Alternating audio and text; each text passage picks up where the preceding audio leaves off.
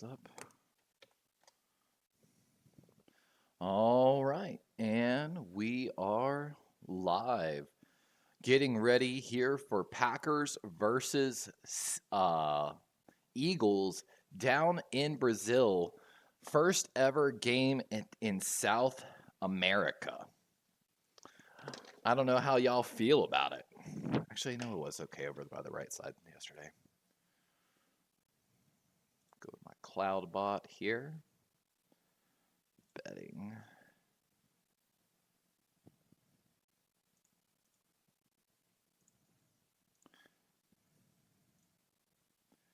Have to complete that one from yesterday.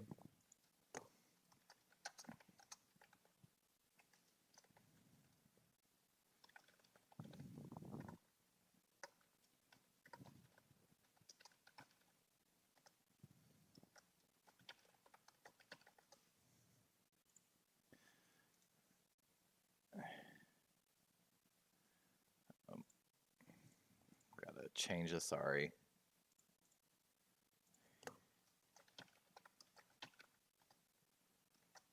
Eagles, Packers, confirm. Sorry, I was trying to get all of my stuff up. What up? But we're getting ready here, of course, for Packers versus Eagles. A couple quick inactives for this game get started. Sidney Brown, James Bradbury, Anaya Smith, Devin White, Isaiah Rodgers, Byron Young, and Kimad, the backup right tackle, of course. Guys like Bradbury headed to IR already early. Looking on the opposite side, Green Bay pretty healthy without Aaron Mosby, backup defensive end, Malik Heath, wide receiver, and then Telfort, their backup right tackle. Both teams, of course, if they do have an injury, might be struggling a little bit at some of those positions across the board. But we've got a pretty good matchup tonight, of course.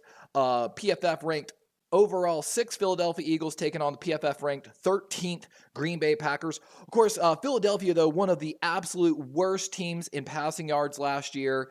Has to do something about that. They spent 2 early picks on Kenyon Mitchell and Cooper DeJean, who are going to be tested early and often tonight. Of course, with guys like Sidney Brown, the safety, James Bradbury, safety, and then Isaiah Rodgers, their cornerback, out as well. So I believe their starters are Kale Ringo in his second year, Kenyon Mitchell, and Cooper DeJean. We didn't get into as much as the talking points as we wanted to as this game's getting ready to kick away. We've got 2 pages of notes on this. Packers, of course, have a new defensive coordinator who I think is going to make a huge difference for them. The former head coach of the Boston College team, who actually was one of the better defensive teams in NCAA under his watch. And we've already got a flag. And someone gets bowled over from the Packers as they're setting the tone early here for Philadelphia. And one of the big questions as Jordan Love comes out here is, can he continue his hot stretch towards the end of the season last year? And will Green Bay feel a home team advantage here in Brazil as they are wearing the green? Welcome in, John Jay. Welcome in, Captain. How y'all doing today? Getting ready for a Friday show. I know we got a Hometown Hero Cup again. Let me get the game cast set up.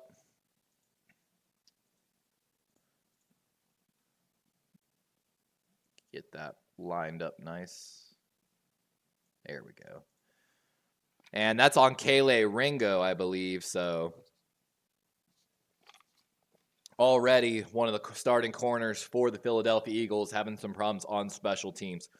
But we're finally getting started here. First look at Josh Jacobs, one of the former rushing leaders of the NFL, now in the backfield replacing Aaron Jones for the Packers. Tight formation on the left hash mark as we've got a man in motion.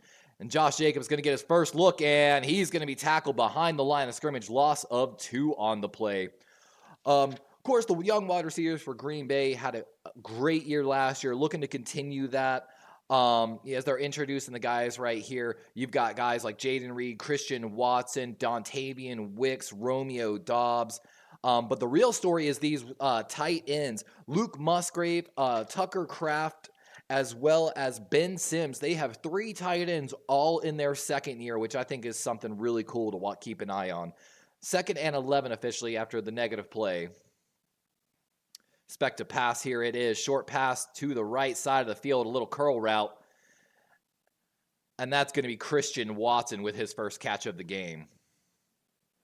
We're drinking the usual, man. We're drinking a little bit of Crown and Cherry Coke. Really is the go-to drink, you know what I'm saying? 8, 87, 88, 86, 9. I'm trying to familiarize myself a little better with the numbers. I wasn't able to print out the rosters. 5-wide look here for the Packers as Jordan Love's going to motion. I believe that's Jacobs into the backfield. Good way to get an easy look right there for the Packers. 13:35 on the clock. Love looking left. He's going there. And, oh, he's got a man on out route. That's Dobbs making a catch on the left sideline. Almost didn't look like the ball was going to get there, but perfectly thrown here. Looked like somebody might have slipped on the play. And 29 of the Eagles slipping on the play as he's trying to cover that. Yeah, he bit a little too hard on the cut, thinking it might be like a curl route, and then he wasn't ready for that out. 13-12 on the clock here in the first quarter as Green Bay continues to move the ball down the field on the Philadelphia defense. I formation. That's Wicks, the man in motion. Little bit of orbit motion, handoff going left. Jacobs, first contact still going, and that's going to be a gain of what looks like 4 on the play as number 55, the Eagles, really finishing that one. Of course, both of these teams having really great drafts in the past 2 years and banking on a lot of these guys to pull through. Jordan Davis, Jalen Carter, Milton Williams, who was one of the surprise guys for me, Bryce Huff, who they brought in, of course, Nakobe Dean, Zach Bond, Josh Sweat. They've got their front seven's pretty strong there in Philly. And they showed actually in the run defense as well, ranking 4th in run defense according to PFF. Handoff going left again, and Jacobs nowhere again as Jordan Davis and Smith Jr. as well as Bond in the backfield early for the Eagles. Of course, one of the stories, though, for the Packers, their receiving core ranked 7th according to PFF last year. Quick snap here. We got Love, and he's got a man over the middle. He's still up, and he's in for a touchdown. We've got flags down, and that's Jaden Reed in his second year. And they're both pointing the opposite direction. We're going to have to see who this is on. Captain says, I got some ghost pepper mead to sell. That's wild, bro. Ghost pepper mead. I thought about getting into the mead making thing a little bit. It seems like it's kind of fun, to be 100% honest with you. All the refs, 1, 2, 3, 4, like 7 refs coming together to discuss what's going on right now. Packers look like they're walking back, so I believe this is going to be on the Packers. Sirianni upset. 12 players on the offense and 12 players on the defense. Those penalties will offset a huge play taken away from Green Bay on that. And like the announcer saying, I think that's the first time I've ever seen 2 12-man penalties simultaneously. And like they're saying, good job by Jordan Love to recognize, that the Eagles were having a problem substituting and trying to take advantage of it. But little rough on that one that his team wasn't ready as well. 3rd and 6, 11:52 here in the first. Jordan Love and the Packers on the Eagles side of the field here. Quick snap. Love, he's going deep down the left sideline, and a little bit of hand fighting with Kenyon Mitchell, and I know Packer fans want a flag on Christian Watson and Kenyon Mitchell exchanging some words after the play, but that was a pretty good ball by Love. Love the air under it. Watson had that little half step, and Kenyon fighting with them the entire way. Let's watch the replay here. Mitchell, good job turning and going. He's not looking for the ball. He's kind of grabbing him a little bit, but did it really affect the receiver's ability to grab the ball? Debatable. 4th and 6 as the offense is still on the field. Ooh, and Packers are going to take an early timeout here. I think they really want to get something in, and Sirianni's looking really confused over on the Eagles sideline. Oh, there's Big Dom. Big Dom's like circling right behind Nick Sirianni right now. And for those that don't know, Big Dom, of course, involved in a controversy last year with the 49ers and shoving people and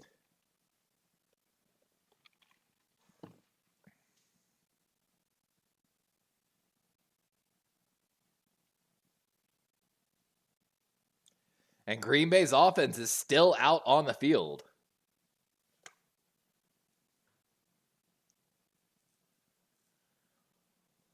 Ooh. They got something ready.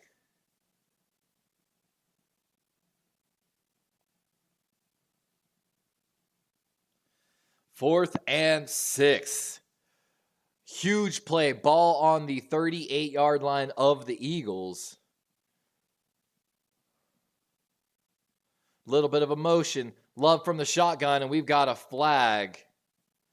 And might have a false start on the right tackle, and that's definitely going to change the play calling here for Green Bay. Kitty says, stream isn't going to try and teach me computer etiquette again, is it? I mean, it might, man. It might. Like I said, I moved the thing down to minimum, and that's definitely a false start. If only they would have called that last night in the KC game, but we're not going to talk about that, right? I had to go get a work in. I was like straight up running, showering to get everything ready for the stream to call the game. Basically, I was like, man, I got to go get a lift in tonight.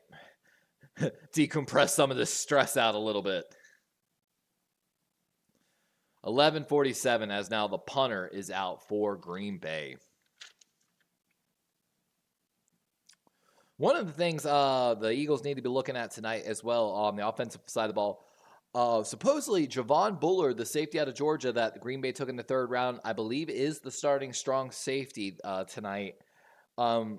I would not be surprised if Sirianni went early and often at him just to test, see if the rookies like that. And great punt by Green Bay as that ball is going to go out. He's walking up maybe to around the 8 or 9. They're saying maybe 10-yard line. But again, the real story here, Green Bay's got 3 tight ends on this roster, all in their second year, all excellent tight ends, honestly. And the real story I'm looking to watch on Green Bay's defense here in the first half is, again, Jeff Hafley, the new defensive coordinator, former head coach of Boston College.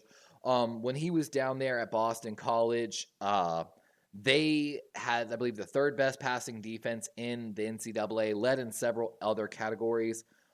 The Packers have scored 27-plus points in each of the last 5 matchups versus the Eagles. This is the 7th time Philadelphia and Green Bay have opened up against each other. Green Bay leads that series 5-1.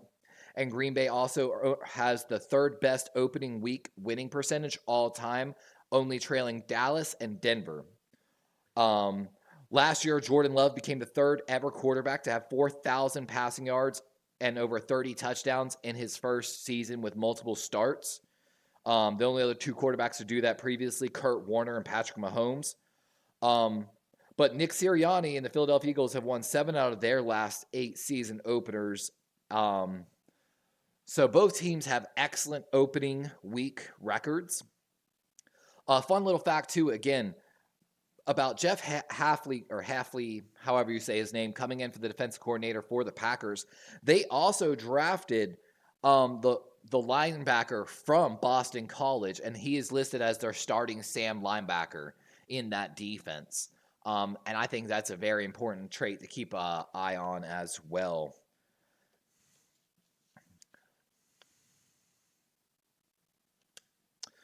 Just like we mentioned, Jalen Carter breaking out for the Eagles, looking to advance here in that second season. On the opposite side of the ball, Green Bay looking at Lucas Van Ness, of course, their edge rusher they took in the first round last year. Had a pretty good rookie season, but of course, you're always looking for that extra. Of course, Philadelphia dealing with 2 new coordinators themselves. Brought in Kellen Moore over from Dallas to be their offensive coordinator, as well as the veteran coach Vic Fangio coming in as the defensive coordinator for Philadelphia. They're looking to have some Steve Spagnuolo success with that veteran defensive coordinator coming in there.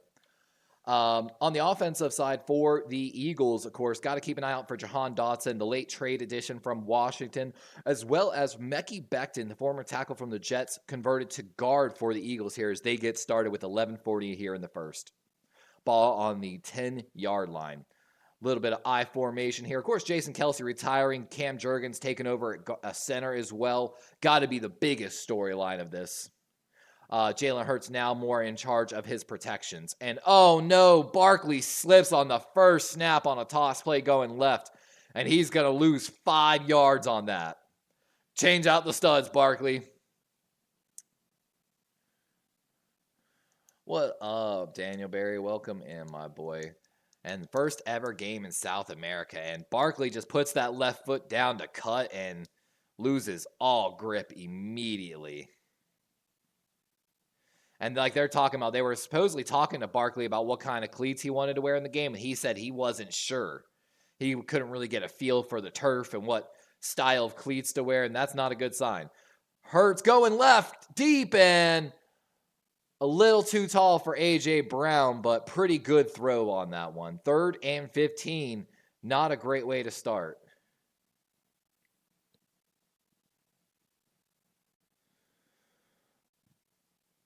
And like they're saying, they're expecting this field to be a little more slippery than an average football field, being that it is a soccer field.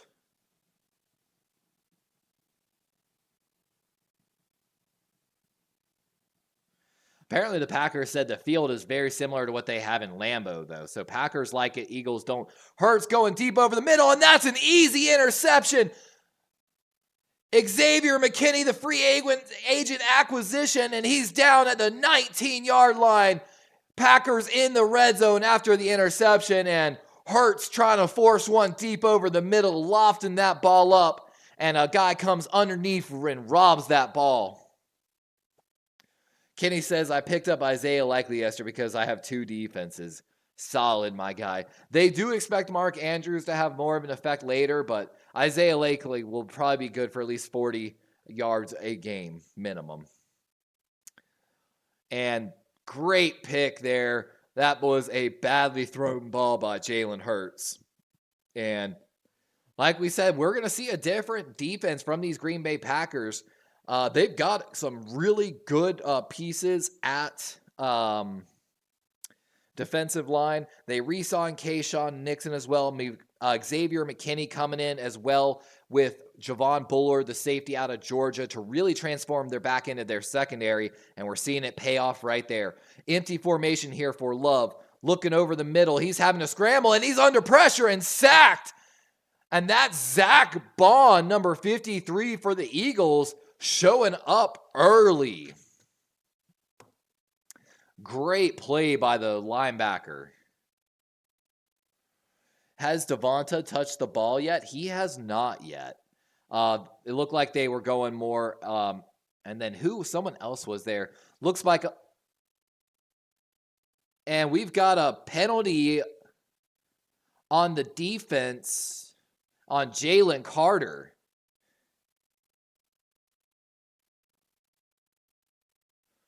Wow, and Packers are going to get an automatic first down after that penalty.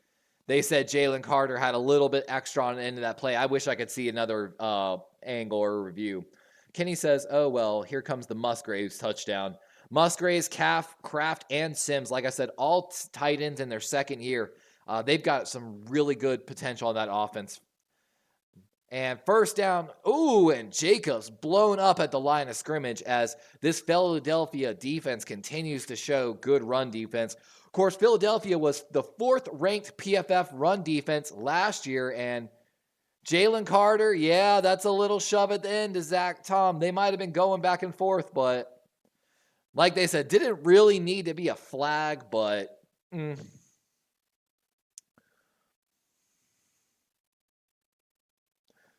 Both teams, by the way, really good on special teams, so we might see some special teams out of this.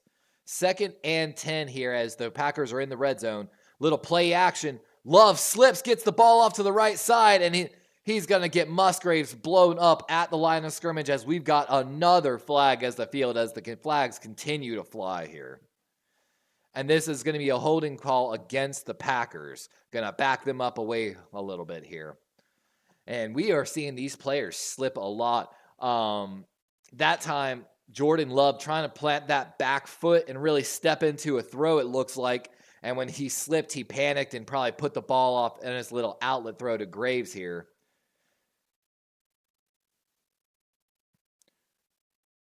And that is a good call That is absolutely a hold. That's the correct call by the backline judge on that one. You can't be too angry. What up, Terradome? How you doing today, my boy? That's funny. It's since Terradome's name is all caps. Huge hit, and Dontavion Wicks a little slow to get up there as Reed Blankenship lowers the boomstick. 3rd and 20. Wicks looks like he's still okay, just a little bit shaken up. Kenny says when someone gets injured here, it's going to be a huge deal. You're not wrong. With all these people slipping, there's a huge chance that someone does get hurt. Like I said, really like the draft class of both of these teams last year and this year, and we're getting to see a lot of these guys early. Play clock running down here for the Packers. They've still got a man in motion. They get it off, though. Jordan Love setting up a screen left to Jacobs. Blocking, trying to get out there. Strong stiff arm by Jacobs, but he's only down to the 14-yard line, maybe 15, as I'm guessing the Packers kicking team's going to come out here on the 4th down.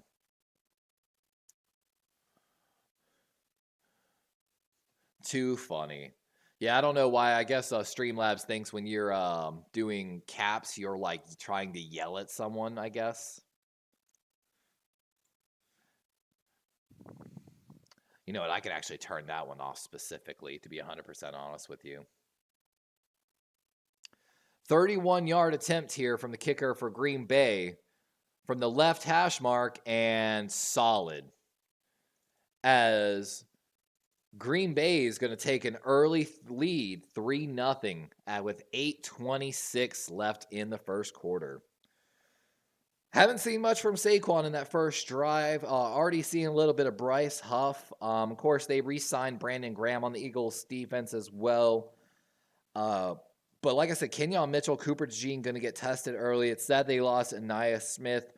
Jeremiah Trotter might see a little bit of action with Devin White, the free agent acquisition in the offseason, out for tonight. My thing is this: if the Packers have any type of injury with Malik Heath at wide receiver and their active roster, they are going to be forced to go to a lot more, I feel like, 3 tight end sets, which they're in a good place to do so. But, you don't like to ever have your hand forced like that. I got a quick workout in. I decided instead of drinking my protein shake, we're celebrating. Again, we got the Hometown Heroes Cup. Thanks for what you do. Our hometown heroes, our friends and neighbors, the officers, firefighters, first responders, and EMS personnel.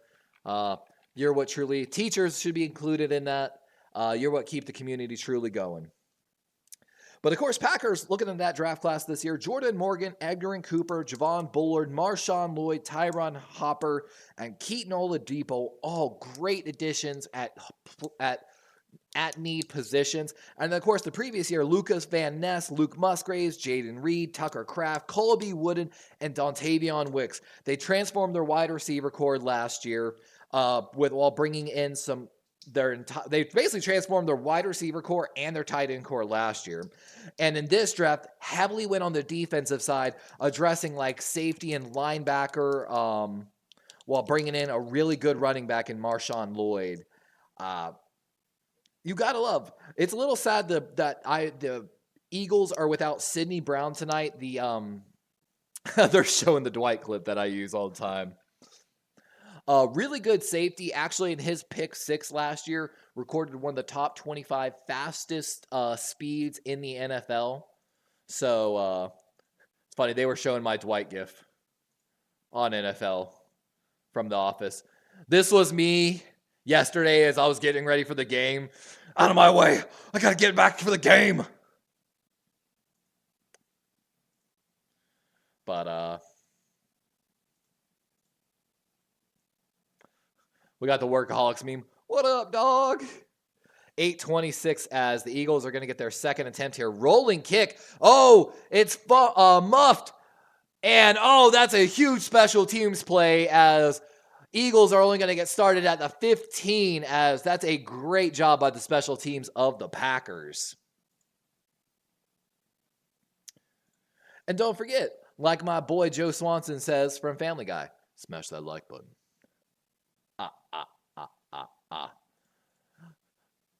My neighbor trying to figure out what that sound was last night after the Ravens lost. No, I'm kidding. We're not Kyle's here. 1st and 10 here as Hurts gets started for their second drive down in Brazil. Saquon, the lone back. A little bit of I formation here. Motion by the tight end. They're signaling. Handoff, counter, going back to the right side, and only a gain of maybe 3 on the play. Going to bring up what looks like a 2nd and 7 with 8 minutes and ticking here in this NFC powerhouse matchup. Again, when we mentioned this a little bit, both of these teams have incredible opening day records. But Jordan Love is playing some of the best football he's ever played in his life. And last time he played against the Eagles was November of 22, where he came in for an injured Aaron Rodgers and had a pretty good day. Quick screen going left and nothing there as there are 1, 2, 3, 4, 5 Packer players swarming that screenplay. 7:35 and ticking as the Eagles now in another critical third down situation. That interception earlier by Jalen Hurts seeming to be extremely costly. Yeah, that was a tough loss last night, Terradome. Likely should wear a half size smaller shoe. I know I've seen that joke quite a bit, honestly. 3rd and 6. Oh, fumble snap. Packers got it. And bad snap as the Cam Jurgens, Travis Kelce retirement seeming to already have an issue. And Packers now already in another red zone situation after the recovered fumble. Ladies and gentlemen, if you're looking for a defense, you might want to start thinking about picking up the Green Bay Packers defense. Because just like I feel like the Rams, this defense is a lot different than last year. And Jalen's trying to call something as the ball comes to him. Doesn't look like he's ready for it.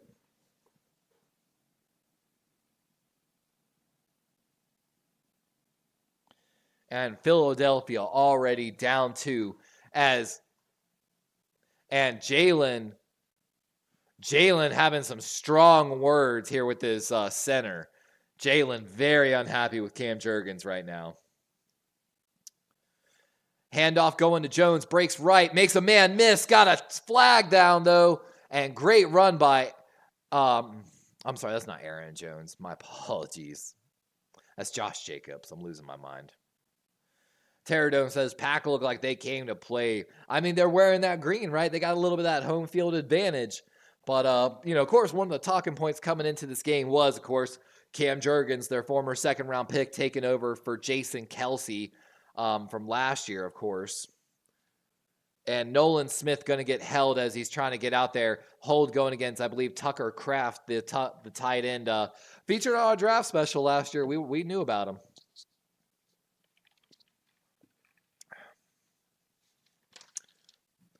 First and 20 after the hold. 6:45. Ball on the 23-yard line, so just outside of the red zone. Wicks, the man in motion. They're setting up a screen to him there. Good ball placement by Love. And hops over a man, and he's going to be down almost gain of 9 or 10 yards. So basically back to the original line of scrimmage. 2nd and 10 as, again, Green Bay enters the red zone after the penalty. Jason says, I never left, just been doing last second stuff for my show. I feel you, my guy. I feel you. And again, for those that don't know, normally we do Jackbox games on Friday night at 10 p.m. But of course, with the game going on, Jackbox games will be tomorrow night, 10 p.m. If you don't know, it's an adult style game where we have a drink and have a lot of fun. Captain, Kenny, John, they all know about it. They'll tell you. 2nd and 11. Love looking at a slant. Got a man, and good catch as he's going to be either just short of the first down or have it. That's Romeo Dobbs. And good job to throw that slant. Let's watch this. Release, push, and just number 2 there. That's Darius Slade Jr. not ready for that quick slant as he was definitely playing the goal line. And they're saying he's down short of the line to gain, so it's going to bring up 3rd and inches or 3rd and 1. Terradome says Kelsey one of the best, and Kelsey wasn't even the issue last night. Kelsey only had like 4 catches, I think. I like tight ends out of small schools. Case in point, CCU. Your boy walked on to CCU as a tight end. You know what I'm saying? Jacobs up the middle, and there are 5 Eagles players there, as that's going to be a failed third down, bringing up 4th. Kelsey left big shoes to fill. Too funny. Too funny. Let's watch this. And my gosh, number 90. That's Jordan Davis, the former Georgia Bulldog, absolutely anchoring on that line, going nowhere. 4th and 2, his Packers are going to go for it here. Don't be surprised to see a hard count. Oh, they're not. Handoff up the middle. Jacobs! Oh, he might not have got it. It's going to be close. He needed someone to push him from behind. And Eagles, ooh. This is going to be close, guys. They might review this. 4:24 and ticking. I'm surprised the refs haven't taken official timeout. Number 17 of the Eagles comes shooting in. Almost makes a great play, but slows down Josh Jacobs. Then I believe that's number 0 coming in. I don't know if that's Nolan Smith for the Eagles, but 2 linebackers coming flying in for the Eagles. They give them a first down, so it's 1st and goal, 3:58, and we're going to get a timeout. Second one of the Packers here. And I mean, the head coach of the Packers definitely looking a little upset there. Matt LaFleur definitely a little upset with something going on. He's probably a little bit upset about how much time just got ran off that clock while they were waiting to get it going, you know.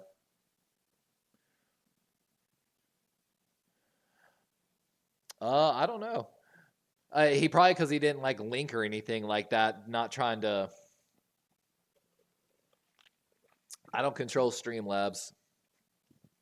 And again, it's not as much as that I care so much as it's he's a young guy, the guy that I was talking to yesterday, and he used to come and put a lot of links in the channel, like to like his videos and stuff like that. And I told him, like, I don't care, but I'm letting you know, if you go do that in other people's channels, like they'll ban you and you'll get in trouble for it, of course. And then of course Streamlabs, I have to implement Streamlabs for safety's sake, in a sense, for my chat, because you know it's hard to keep up with chat sometimes, especially if you do get a lot of viewers. Love looking left. He's going. He's got a man. And oh my God, great play by Blankenship to knock the ball out as he's making the catch.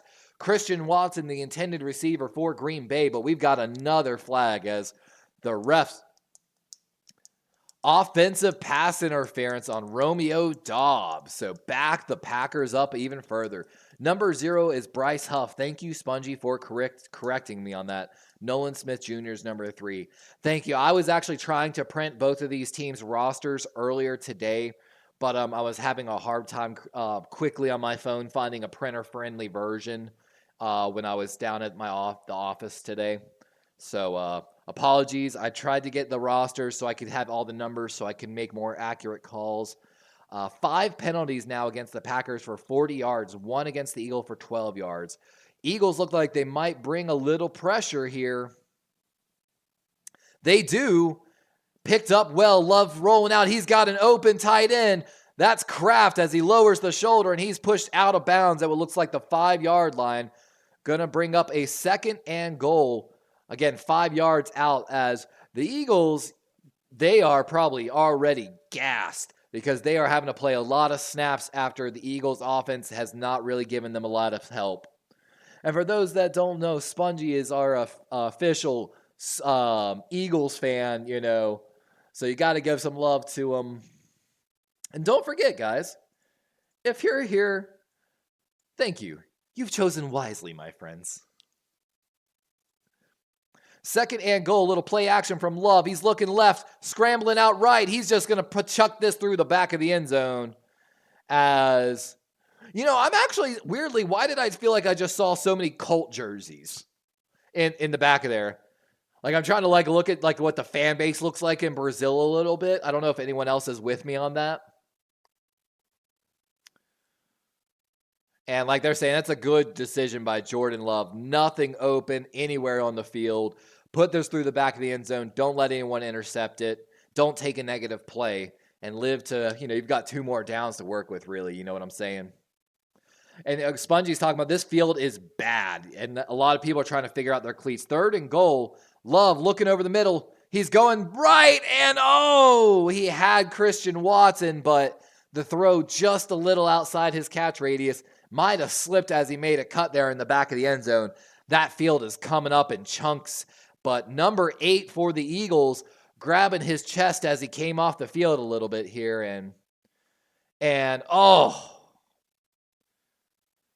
Yep, Christian Watson just kind of coming a little too quickly and loses that grip on his feet as we've got number 44, the kicker out here for the Packers, to attempt a 23-yard kick to take a 6-0 lead here, and right down the middle with the chip shot. 2 for 2, 2 Philly turnovers, 6-0 Packers to start the game. But welcome in, everyone. Thanks for everyone for coming here to join the channel. Actually, I'm going to bring up, guys, for those that don't know, we've got a little word game you can play as well. You can play the word game in the chat by doing, I'll show you the command, SL game, and then guessing a 5-letter word. Every 15 seconds, my chat bot will read the chat and, of course, enter the word. Yellow letters in yellow are right letter, wrong place, like the E. And, of course, green letters are right letter, right place. So if you like to play games like Wordle and stuff like that, you can actually play some games like that in the chat while you're here. Of course, we've got the official loyalty points. Loyalty points are awarded through viewing, chatting, subscribing, liking, super chats, memberships. Everything helps you get points. It's my channel, so I have as many points as I'd like. But the points can be used for fun little things like gambling. You can use commands like I'm about to use, gamble, where you can gamble your loyalty points to play fun little games. There's slots that you can play.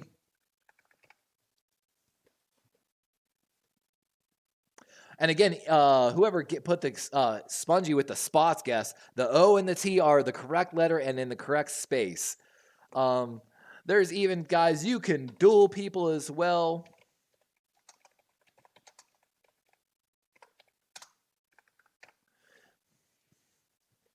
Dueling allows you, just like I type, to challenge people using the Streamlabs bot to a fun little one-on-one duel where eventually then they can do Penguin Goats. There's our Green Bay guy. So Penguin Goats, one of our younger viewers, Green Bay Packer fan, one of the Grossi posse. They're coming in. We were talking about you a little bit earlier, Penguin. Green Bay has a really good opening record, 3rd best in NFL history on opening day. This is the 7th time these two teams have met each other on opening day. And I'm actually a huge fan of Jeff Howley, your new defensive coordinator coming in from Boston College. I think he's an excellent addition. And last year you redid the wide receiver and tight end positions in the draft. This year heavily focused on the defense, especially at safety and linebacker. And I think it's going to prove huge dividends for your playoff chances compared to last year. A lot of it also on the team. You can duel me, Niner. You just got to type in the correct command. You put in Darwin's Raven for the name. You just got to make sure you do everything correctly like I did it. And you can do that. You might have to wait for my duel to expire with Sponge. But, yeah, you can do that. Also, again, we have let me make sure here I have it open. Oh, you also, by the way, guys, again, all betting and stuff like that is for nothing. You can officially use your loyalty points to bet on who you think is going to win this game, like Streamlabs bot just told you. Who will win? Use !bet, 1 space, and either enter Eagles or Packers, 1 more space, and enter a point amount between 10 and 100,000. You got to make sure you have enough points, and you can actually place a bet to win more loyalty points by guessing the correct winner. 1st and 10 as the Eagles get started here, their 3rd offensive possession of the first half.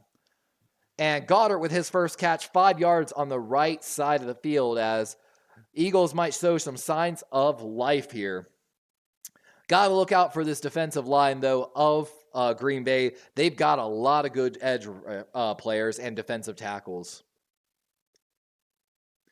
Penguin says, I'm really mad that we got 2 defensive turnovers and only got 2 field goals. That is rough. I'm not going to lie, my guy. That is really rough. You got to put Kenny the space. So SL game, at space, and then the word. And Barkley with a run, and that's going to leave them in a 3rd and short. And there's the guy we keep talking about. They've got the camera on him. Jeff Hafley, the new Packers defensive coordinator. He is a dynamo on defense. And again, I think he's going to be a big part. Of course, Green Bay last year, let me pull up my PFF stats here, finished 18th in coverage, 13th in pass rush, and 18th in run defense. I expect all of those numbers to improve under Jeff Hafley this year. John Jay just bet 50,000 loyalty points on the Packers. Streamlabs registering that bet in the first bet of the evening going down. Looking for a pass, got a man, and that's A.J. Brown, but we've got flags on the play, multiple ones. Let's see what goes on here. Oh, who am I betting on here? Who am I betting on? Eagles or Packers? I'm not going to bet yet. I'm not going to bet. Kenny says, I know I don't gamble. Not even fake points. Kenny is a saint. Ooh, offsides on the defense. Penalty is declined. They're going to take the extra yards in A.J. Brown's catch. Almost a false start on Lane Johnson on the right side, it looked like. But bold of them to pass on that 3rd and short.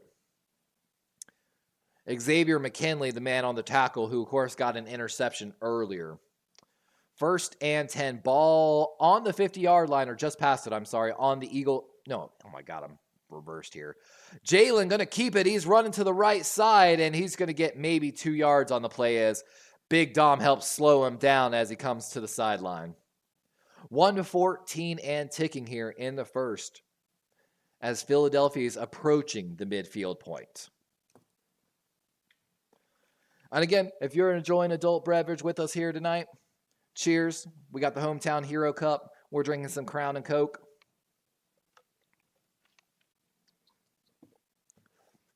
And there they're showing Kellen Moore, the new offensive coordinator for the Eagles, formerly of the Cowboys. 2nd and 8. Motion out of the backfield by Barkley. Hurts looking right, going short. He's got a man. That's Devonta Smith, the first sighting, and good job to make 2 men miss and get to that first down line. That's going to be a fresh set of downs as Philadelphia. I think that's going to be the first time they move on to the Packers side of the field for the night. What up, David McNiner? We used to joke, man, all the training in the gym. We went and got a lift in actually earlier. We got a new PR on our rep weight for the bench earlier today. We used to joke, we're training to fight Big Dom in like week whatever it is we play the Eagles. Little play action, screen set up left. There's Devonta Smith again, getting him involved, and gain of 9 on the play. And, you know, crazy year. What was it? Last year, A.J. Brown, I think, set the Eagles' reception record with 109, 106 receptions. And, of course, the previous holder was Devonta Smith with like 90-something. So I feel like very rarely do you get 2 really good wide receivers like that. Ravens might have to hire the offensive line coach or the receivers coach from the Eagles. I used to joke about that with the Steelers, that we needed to hire their wide receiver coach, with how they were just pumping out guys out there for a while between Deontay Johnson, Antonio Brown. George Pickens was a guy for a while. I'm trying to remember some of the other guys. Hines Ward, San Antonio Holmes. I'm still forgetting some of them. Like, I felt like Pittsburgh used to be wide receiver U for the NFL in a sense, that they just always coach somebody up.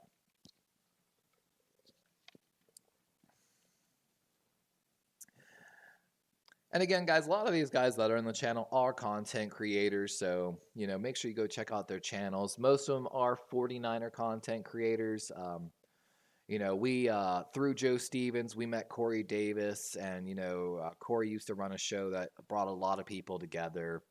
And that's how we met a lot of these great guys over on the 49ers side. So it's kind of cool to get a lot of different takes from the West Coast, you know, being mostly on the East Coast. But yeah, it's got to be rough for Packer fans a little bit. I'm sure after 2 defensive turnovers like that, not being able to capitalize.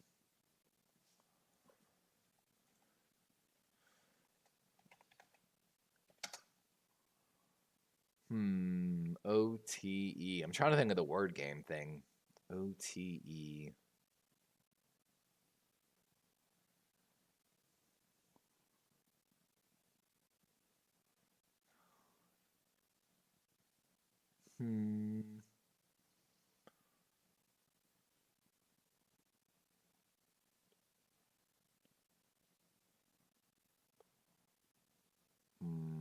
I feel like I know the word, but I don't.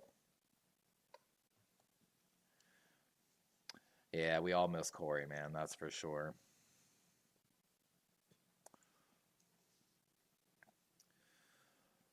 Oh, you know, I will be honest though. The Packers defense looks really good so far, which is, like I said, I feel like one of the underrated talking points that wasn't getting talked about enough prior to this game. Penguin says, "How are the Packers going to do today, Darwin?" You know, it's funny. In our we did the Corey Davis lockdown picks, which is we do like a pick'ems league with David McNiner, who's in the chat. I don't think it registered. You didn't type it correctly, Kenny. You got to type it with a space. So I'll do it.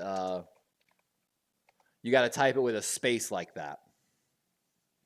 Let's see if it takes it. I actually predicted the Packers win this late, just because also the young. 2 rookies and second-year corners for the Eagles. I predicted a miscommunication late that actually ended up costing the Eagles the game.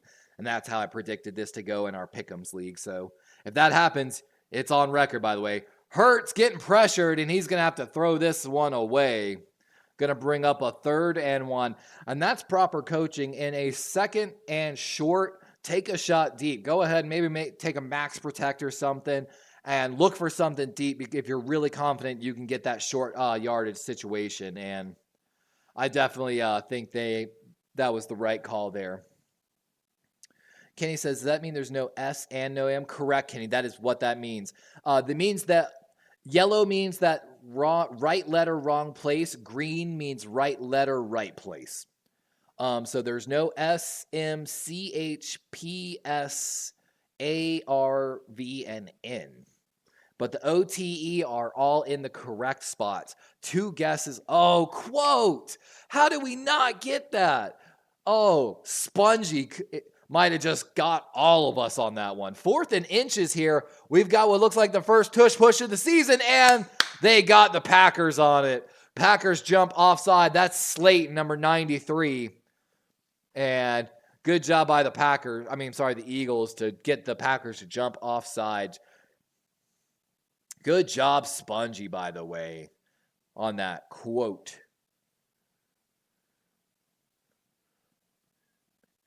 He did put a space. He did SL game space quote, and it registered it, and he won. So great job, Spongy. And now the word resets to a brand new word. David McNiner, if you look in the top right of your screen, you might see a game called Chat Words. You're able to play a fun, interactive, wordy kind of game where you guess 5-letter words, trying to guess through guesses. So case in point, Barkley with a big run up the middle, and that's a 1st down for the Eagles. So I'll show you in chat real quick. You do SL, SL game, and that's Streamlabs game is what that stands for. And then you can enter a 5-letter word, like I'm going to enter Raven there. And it's, like I said, like a wordly game where you can try to guess the word. Yellow letters letters highlighted in yellow mean right letter, wrong place, while green letters like the A up there in the chat words box means right letter, right place.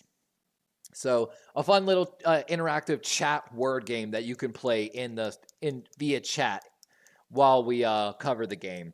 It proved to be a fan favorite last year among a lot of people. I know Steve-O also liked to do the gambling a little bit. Streamlabs does seem to be a lot more lenient today. Must be the Brazil thing. And Saquon getting demolished in the backfield on that run. But the first one, really great run. 10-play, 52-yard drive here by the Eagles, 5 minutes and ticking. Let me update that. I'm sorry, we are officially in the second quarter now.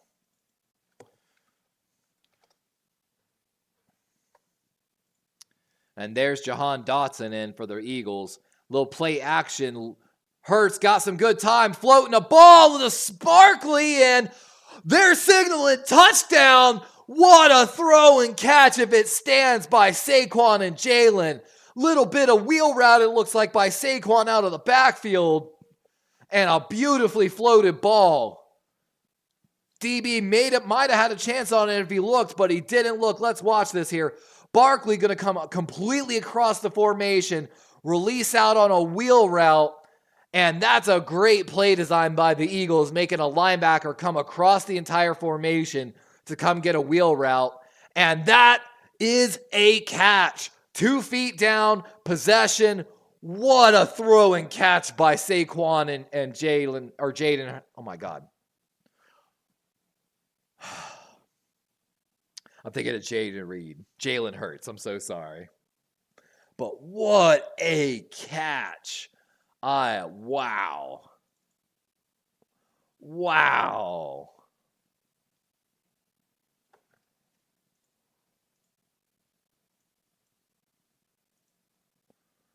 Wow. Anybody else that leave you sitting there like, ooh, what a catch. Ooh. So the A's in the right place in catch and the C's in the right place in catch, but there's also an S somewhere in the word. Can he take it? Can he just ruin people's chances? And that's the thing. It actually comes to people kind of, oh, and that's the last one. You lose, no saber. I think chat has to come together to guess the word collectively is, I think, the best way to do it.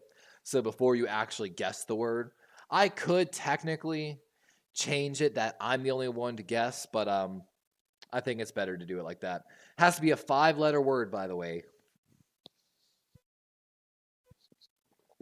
Always a 5-letter word for the word game. Kenny says you lose means Kenny wins. But I hope everyone's having a good Friday night, by the way. I hope your work week was easy. I hope you don't have to work this weekend. I hope you get to shut off your work emails if you're on salary. I know me and the girlfriend were talking a little bit earlier, calling yesterday's game, tonight's game. We got Jackbox Gaming tomorrow night, and then I'm on schedule right now to play or do the Rams game on Sunday night as well. So we got a lot going on this weekend, that's for sure. We got a lot of thoughts on the Ravens loss. I'm thinking about doing a reaction video to that, but we'll see about it. What's funny is the word turds almost had all the correct letters. The T's in the right place as well.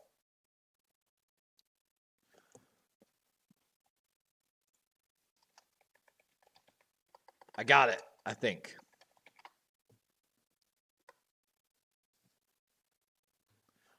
Oh wait, the S is not in the last spot though. I messed that one up. That's my bad, chat. My bad.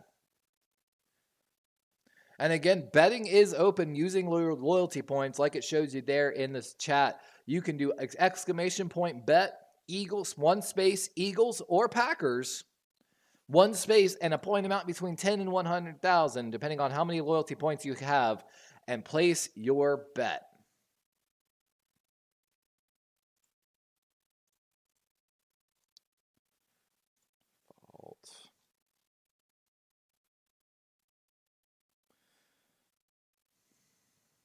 And like they're talking about here, that was a great play design and a little bit of a slip by a Packers player, and that's McKinley, the guy that got the pick earlier, slipped on it. So that could have been a very different ball if McKinley didn't slip on it. A little bit of play action by Love. Steps up, got a man, and oh no, I think Wicks drops the ball. I think he slipped on the play as well, as we continue just to see players slipping left and right. The K is not right, so there's no K in it. TRU, trust, or truth. That's a good one too. Oh, it's not truth. It's trust.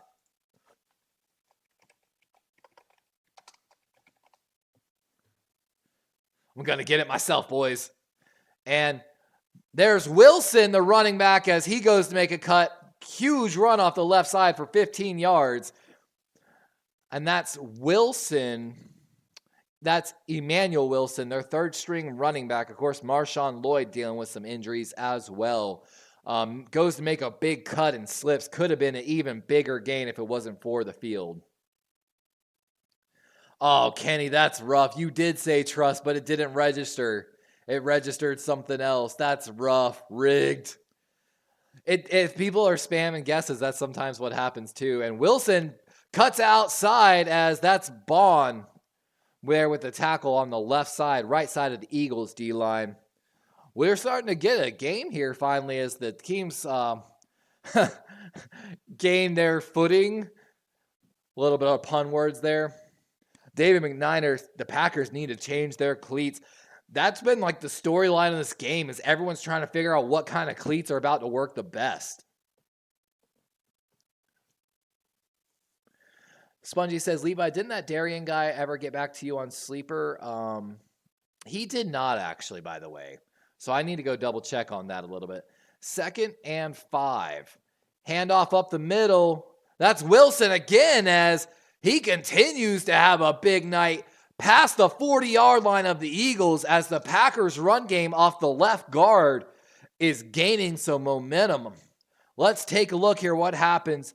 That's Jordan Davis, who's normally really good, and he just gets sealed as he tries to come too far inside on this run play. Gotta hold your ground before you make that move inside. And the Packers take advantage. The guard for the Packers just easily slides his hip and seals the outside there. And Wilson with the easy run outside the left guard, inside the left tackle. 1st and 10. Tucker Kraft motioning into the backfield here. And Jordan Love going to take their final timeout, as Dontavian Wicks and Jordan Love are arguing, or Musgraves right now. Jordan Love upset with Wicks or Musgrave right now on, I think, who is supposed to be on the line of scrimmage for it. And Wicks still arguing a little bit, so it looks like it was Wicks. Musgrave having some conversation with him as well.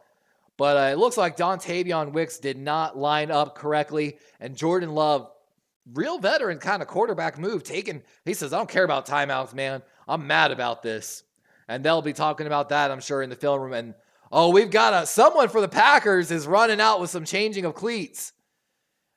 And number 97 getting his cleats changed, it looked like. So Packers players are changing out cleats left and right. Kenny says, I guess turds, and then I guess the right answer, they didn't give it to me. I'm writing a letter. What's funny is I wrote a long email to Epic Games a long time ago with an equation I wrote that showed that I had a better chance of getting struck by lightning twice than what happened to me with their loot boxes. And then I got an email about the class action lawsuit for Epic Games. Oh, Wilson, he's open. Or I'm sorry, that's Jalen Reed on the end around. And Reed with showing some speed as he's going to get into the end zone as the Packers get their first touchdown of the evening. That's going to bring it to 13-3, barring the PAT. And they must have figured out the cleat situation finally.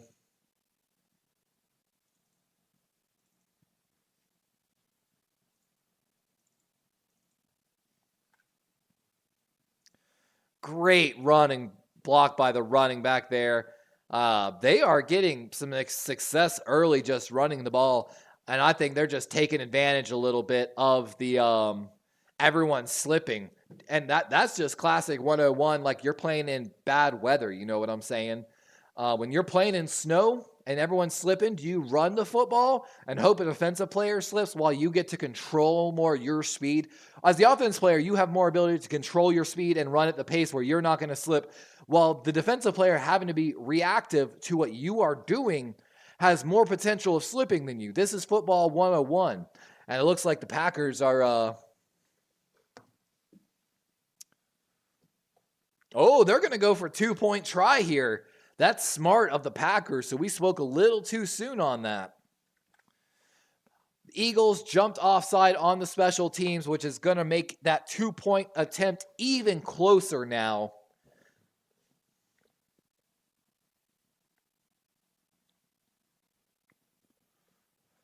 $10-15 here in the second quarter as they're getting ready.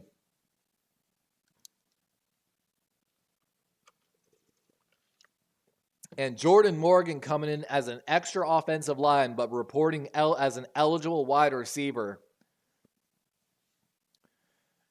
And, of course, here comes the Tucker Kraft, the tight end, in the backfield as a fullback. Josh Jacobs, the halfback. Ben Sims, the third tight end, motioning. We've got an even formation. Handoff going left. Jacobs, and he's not going to get there. He's trying to wreath over bodies, but I think he's short as the Eagles make another huge short situation stop. And wow, that might turn out to be one of the biggest talking points of this game here, as the Packers could have kept their 2 field goal lead, and now if the Eagles score, Green Bay in a bad situation. I understand potentially going for 2. I think there needed to be, I think that tight end motion, he shouldn't have settled. It should have been snapped while he was moving so he could gain momentum to hopefully kick out a linebacker there. Ben Sims, the tight end that was in motion. Y'all getting crazy with these guesses on the word game. All I know is the Ravens are hosting the Raiders on a long week. The Ravens better come out this next week and, kind of silence a little bit of all the hate. But there is a lot that has to be worked on, that's for sure.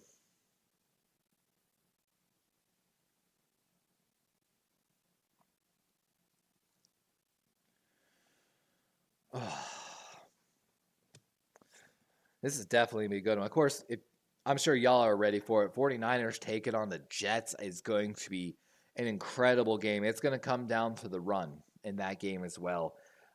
New York's got a great secondary. Will Aaron Rodgers be able to stay upright? There's some questions along their offensive line as well. And again, my game plan when I observed that game was, if I'm the Jets, I'm running the ball as much as I can, to be 100% honest with you. I think there's basically, if the game plan, if I'm the Jets, is first of all, you always run away from Joey Bosa is the first step. You identify where Bosa's at every play to move the run away from him. And then the second part is, of course, then miking Fred Warner up so that, like your pulling guard or your tight end or something knows who he's looking for when he gets to the second level, really. Like who's the prio, essentially. But, we'll see what the Jets end up doing. I wish the Jets the best, of course. Niner says, one of my favorite plays, Terror Dome says, at David, one of my favorite plays, the 57 bootleg drag option pass. Out of the power eye. I feel you, man. Well, I'm a kind of a dick. When I play things like Madden and that like that, I love a good old fullback run up the middle. Give Patrick Ricard your 260, 270, 300-pound fullback and give him that in short yards. We've got the field judge dealing with the injury. Ryan Dickinson, he's looking at his calf and ankle getting looked at right there. I don't know if he's cramping or has a bad injury, as Packers are going to put this one into the end zone on the kick. Had a really good kick earlier.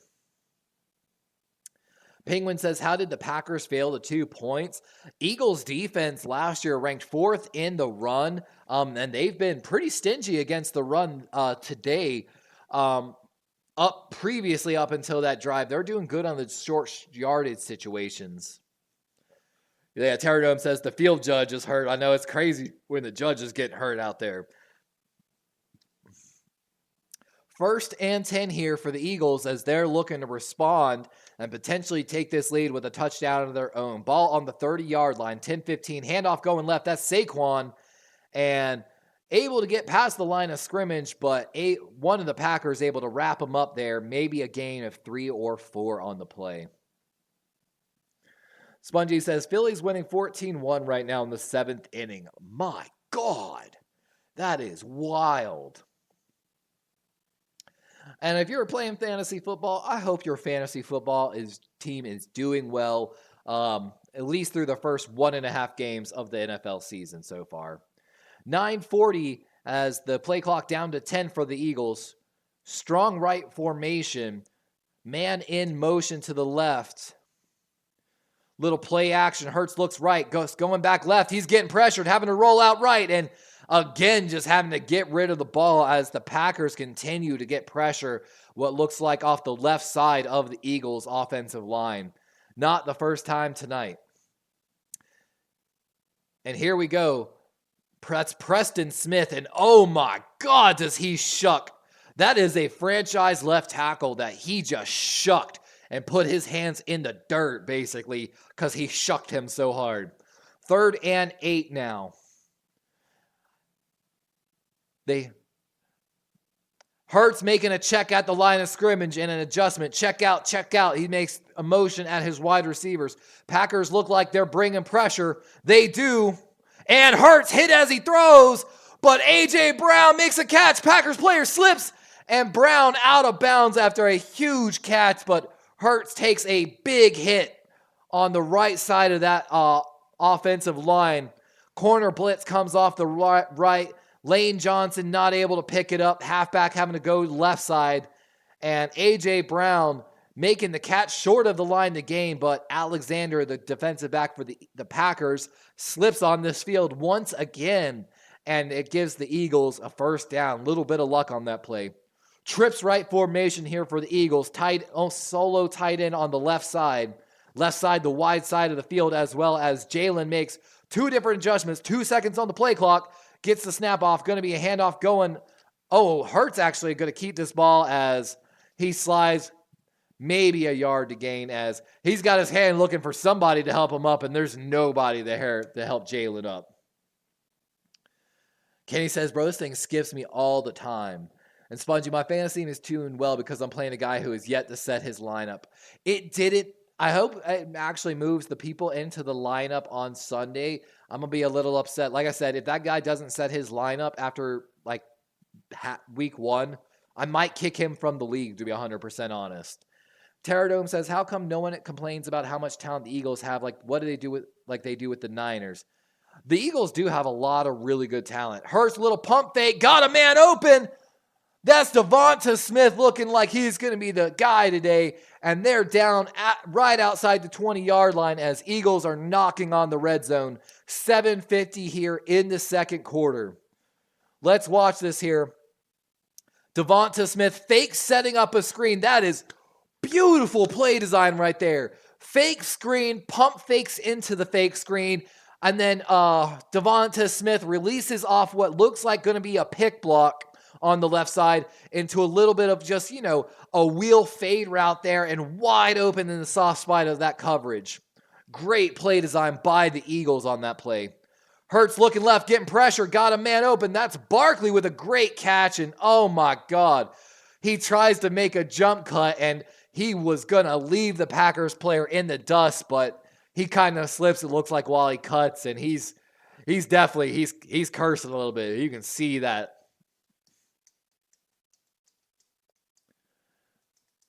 Kenny says, hey, play those Jamaican horns.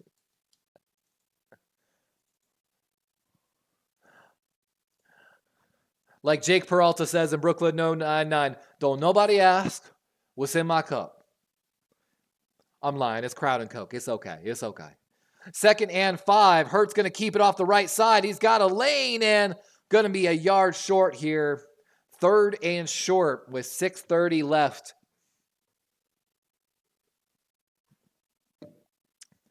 And that was Will Shipley, the former running back from Clemson, one of the many draft picks by the Eagles this year that we liked. Terror Dome taking some shots over at Spongy. What up, Seth? Orioles fan, go Packers. So rooting for the Packers. Little tush push here, and looks like Hurts has it. 6 minutes left here as the Eagles are going to get set up with a fresh set of downs. Funny, Hurts again looking for somebody to help him up, and he reached, and weirdly enough, it was the judge trying to just get the ball. The judge is like, "Oh no, I'm not helping you up, but I'll take the ball, please." I think Hurts is missing Kelsey coming to help him up every play, to be 100% honest with you. Handoff up the middle. That's Barkley. Huge hole on the right side, and he skips into the end zone as the Eagles offense finally getting into some grooves. Huge hole on the right side. I don't know what happened there by the Packers defense. Let's watch the replay here. Barkley lined up left. Strong left formation shown by the Eagles. And really no pulling, just that's a weak side run inside zone, and huge hole by Cam Jurgens and the right side of the Eagles line. Great job there.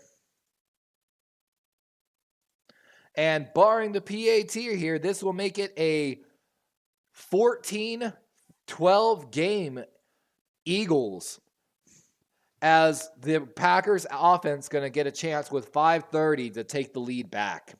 Like Terror Dome said, he walked in untouched. He skipped into the end zone. And for those that don't know, again, betting is open. You can actually bet using your loyalty points in the chat. You can do !bet, one space, either Eagles or Packers, one space, and then you can use some points between 10 and 100,000 points to officially log in a bet on, just for fun, using loyalty points on how you, can do that.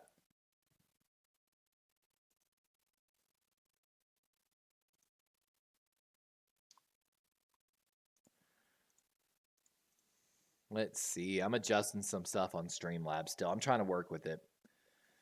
Seth says my mom has to root for the Packers because she's a Cowboys fan. And of course, one of the big storylines is Kellen Moore, the former offensive coordinator of the Cowboys, now calling the plays for the Eagles. Might have a little bit, maybe a grudge against the Cowboys. That's going to definitely be. Terradome says blown run fit by the linebacker or something. It had to be something because, like I said, that was a great clear out by the Eagles offensive line. And I think the right guard and right tackle looked upfield and said, "My God, we don't even have to go block anybody. There's nobody." Terradome, you need to come join us for Jackbox game night on Saturday night, man. I'm telling you, I feel like you'd have a hoot and you'd provide some really fun answers, I feel like, as well.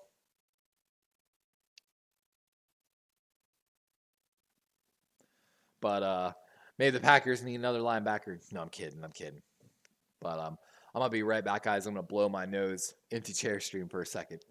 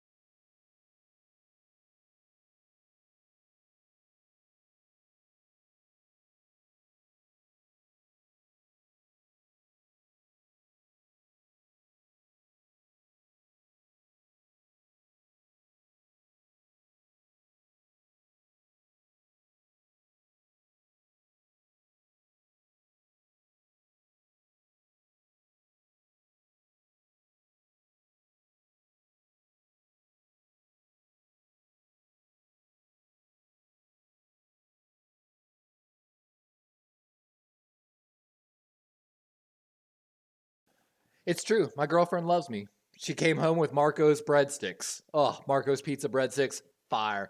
Jordan Love slipping. And oh, that could have been a pick six for the Eagles. Number 17, Nakobe Dean. As a pass rusher slips trying to get to Jordan Love. Jordan Love slips trying to get away from him. And then Jordan Love throws a really bad pass after the slip. His halfback is not even looking for the ball. And Nakobe Dean, off his fingertips, could have been an easy pick six. Spongy says that chair has more of a presence than Levi. Kenny says, I think Terradome has a show on Friday night. Oh, my bad, Terradome, if you do. And, oh, you be working on weekends. It'd be like that. Love going deep left and ball in the air still. And good job by Kenyon Mitchell and number 29. I think that's Maddox of the Eagles. Good defensive play. 5:22. 3rd and 10 officially now. Terradome almost that pick six, man. That field is made of brown clay and paint. I feel that, my boy. Kenny says it looks like a stormtrooper. You know, what's funny is me and my girlfriend, we actually have matching gaming chairs. We have matching desks, matching gaming chairs. You know, maybe I'll pull up the picture here on stream here in a minute. Oh, I don't even have my phone, so I can't. But we've got such a cute setup. Love going deep over the middle. Got a wide open man, blown coverage. That's Reed. He's wide open, the 10, the 5, and he's walking into the end zone. With 5:11 on the clock in the second, the Packers take this lead back. Wow. 18-14, barring the PAT. David says they were doing the tush push during squats. What is as wrong? Kenny says, when I talked about my show, Streamlabs put me in timeout. The word game doesn't accept my guesses. It's because I'm Puerto Rican, is it? Don't stab anybody. Jordan is trying to hook up with one of those Eagles. I know, right? They said this was going to be a good game, and that is true. It is. Welcome in, by the way, Oak. Jackbox will be this Saturday night, by the way, 10 p.m. Since we normally do it on Friday nights, but we were calling this game part of our 3-game opening week lineup. We're also doing Sunday night as well. But wow, this is crazy. What a play. Must have been a blown coverage somewhere.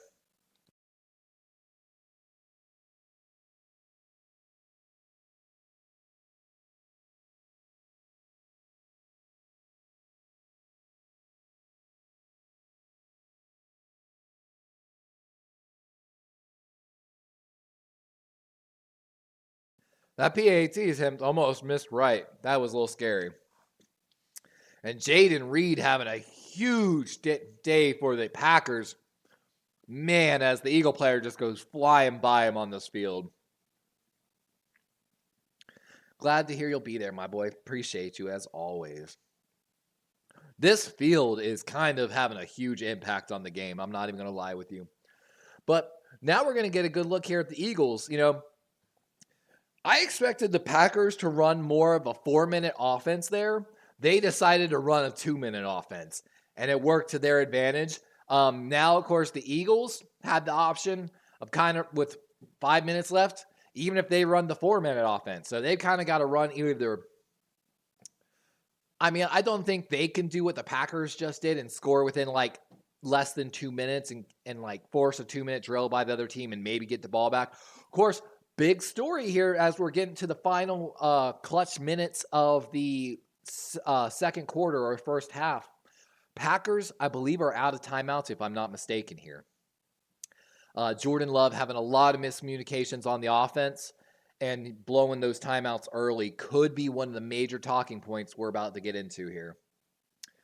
Oak says, I have Saquon in my fantasy for my friend group. Nice, my guy. And it would be cool if there was a game where a chat player could team up with a panel player. That would be pretty cool, actually. I mean, in a way, and with the Jackbox Gaming, there is, in the second pack and third packs, the audience role where even if you're not playing in the game, like if the game lobby's full, you can still interact and like vote and stuff like that for people's answers. So we could have like 100 people technically voting for answers together and stuff like that, even if it's an 8-man game lobby. So that's one of the fun little things about it. My God, that crazy bread is so good. I'm trying not to eat it all. Oh, my girlfriend loves me. The real sad part is this is the last bit of my crown. So once I'm out of this, I've got to just switch to either water or soda. Then again, I shouldn't be drinking this at all. I skipped my protein shake after my quick workout today. And 32 touchdown passes, most in a season with 40-yard touchdown pass in NFL history, without a 40-yard touchdown pass. Wild. Oak says, I got to go. I'm kayaking in the morning later, my guy. Have a good trip. David says, the cheese better than the birds. I like the emojis they use for that, the dodo bird and the cheese, by the way. And this kick, oh, they're going to return it out of the end zone here. A little bit of surprise by the Eagles. And if he made maybe some better moves here, I mean, I actually kind of like that decision. It might catch the Packers special teams by surprise.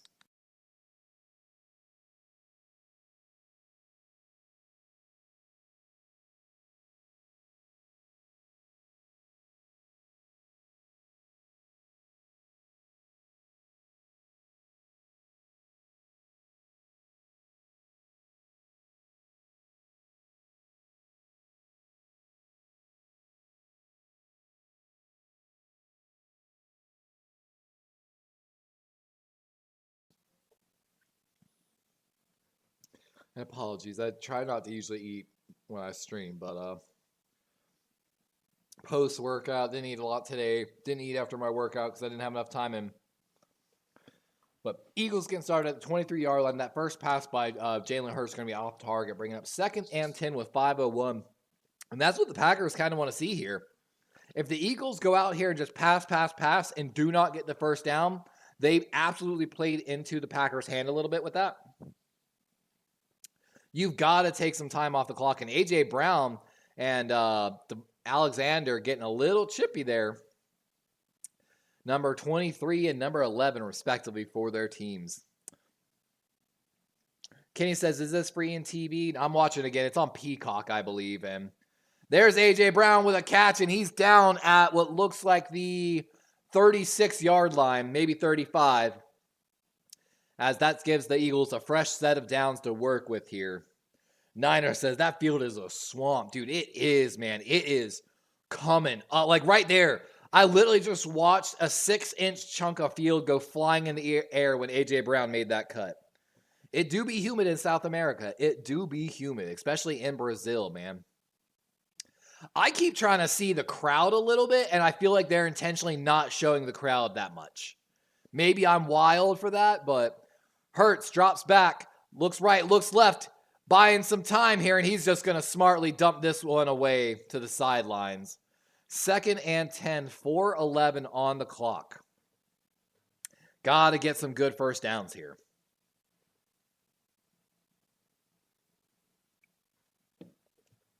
And it's so weird to listen to the in-game announcer. Like I'm listening to him talking in Portuguese, I believe. I believe that's the main language down there in Brazil. A lot of people think it's Spanish, but it's actually Portuguese.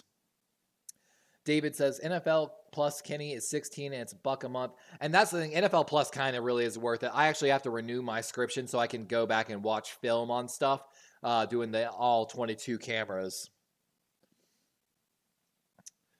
Yeah, I wouldn't be surprised if Netflix starts buying some game rights.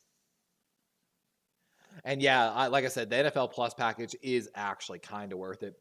But yeah, guys, we actually have the way that we have the room set up, I have a shelf light here in the corner that's giving me some better lighting. It's an RGB light that I can, strobe, do a bunch of stuff. We have a matching set. We both have dual monitor setups. 43-inch TV mounted right to the right of her monitor, so it's more like 3. I'm going to eventually have a 43-inch right here to my left that will be able to swivel onto camera basically as well in the background, which will be a really cool feature. And Goddard with some space to work as a Packer slips and he's pushed out of bounds on the left side. Another big gain here for the Eagles as they continue just to pass this ball. And Kenny says I'm correct about Brazil. So thank you for making, clarifying that I'm correct on that. I remember that was one of those like elementary school facts. You're like, wait, what? Everyone else speaks Spanish, but this one country doesn't? 3 minutes and ticking here. Trips right. We've seen a lot of that formation on the top side of your screen there. That spacing of the wide receivers. Saquon going to get the handoff up the middle, and oh my God, he just runs into the back of his offensive lineman, who actually looked like he's kind of hurt a little bit. He's like kind of bending over. That's Maliata, or if I mispronounced that, the left tackle. Kind of looked like Saquon just rammed him in the back, and he was like, oh my God, that hurt. Like, he was bending over at the hips a little bit and just kind of standing there after the play. Gainwell now in for the Eagles. That's probably a sign this is going to be a pass. 4 wide look here for the Eagles. Packers only going to bring 4, it looks like. Definitely looks like man coverage across the board here with a single high safety. Hurts escapes a sack, rolling out right. He's got some time. He's going to chuck one deep and looking for Johnny Wilson, the wide receiver, 6'7" guy out of Florida State that they took. There was a lot of hype around him coming out of training camp from the Eagles. But I think Hurts was trying to get more of a flag there. Great job ducking under the right guard and right defensive tackle there to avoid the sack.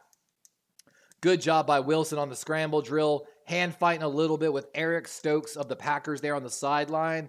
Got to be careful not to get that flag. 2:03, so last play before the 2-minute warning. 3rd and 8, ball on the 38-yard line of the Packers. Empty backfield. Hurts up the middle, just going to scramble for this, and he might just be getting them into field goal range. About 4th and 2 on this play now. Do you think they're going to go for it? Kenny says, and Argentina is 90% European people. There's a lot of jokes about that because that's after World War II, right? If you get it, you get it. Niner says, I have a bag of wood screws and an impact driver if the Packers want real cleats. We're actually dealing with some Philly. Spongy say, I don't have my phone, Spongy. Hold on. I could open up Twitter, I guess. I try not to open up too many tabs just so it doesn't eat resources. Damn, 19 people have liked my reply on one of the Ravens post a little bit. We're getting some good numbers out of this. Spongy sent me something. The fact that players are covered in paint already makes me guess that there's definitely a saturation issue more than anything with the field. So the field is oversaturated, so the paint's coming up and onto the players, I think is what Spongy's saying, according to the tweet he sent me. Which, I mean, it kind of looks like it. The way the field is coming apart. I grew up playing soccer. That field looked bad right now. Bad. And I've played on a lot of different fields. I grew up playing traveling soccer as well. And don't think your boy was not rich. Our traveling soccer had an agreement with the Myrtle Beach Pelicans, the AAA affiliate baseball team that's bounced around between the Minnesota Twins, the Atlanta Braves. We've had a lot of different, we've been the farm team for a lot of different teams. They just sold the whole team in general every time. But they used to give us special permission when I was in middle school to, got it right with the alien guess, by the way. That's a good guess. But we would get permission to work as middle schoolers at the stadium with adults, where they would pay us $50 a game, basically, towards our player fees to play traveling soccer. So, growing up as a poor white boy in the back of a trailer park with a single mom, that was the only way I was able to play things like traveling soccer, was weird programs like that exploiting child labor. But I got to play, so we're excited about that. But that's why I know about this soccer field a lot. Kenny says they have 90% European and usually 10% indigenous and Africa descent. That's interesting to know, Kenny. Kenny coming in with some of the facts. 4th and 3 now after the Jalen Hurts keeper up the middle, 1:59. So officially past the 2-minute warning. Philadelphia still has all 3 timeouts. Green Bay using them all. Philadelphia probably should have used a couple timeouts in critical situations here and there. Tight formation here for the Eagles. 3 wide receivers, 1 tight end look. Goddard motioning, trying to get someone to jump off sides there. That was the correct call, and Philadelphia going to use that first timeout, basically just going with some hard count, trying to get someone to jump by the Packers. Almost did get the right defensive end of the Packers to jump on the tight end motion hard count there, but not quite enough. Oh my God, I can't stop eating this crazy bread. I'm sorry, guys.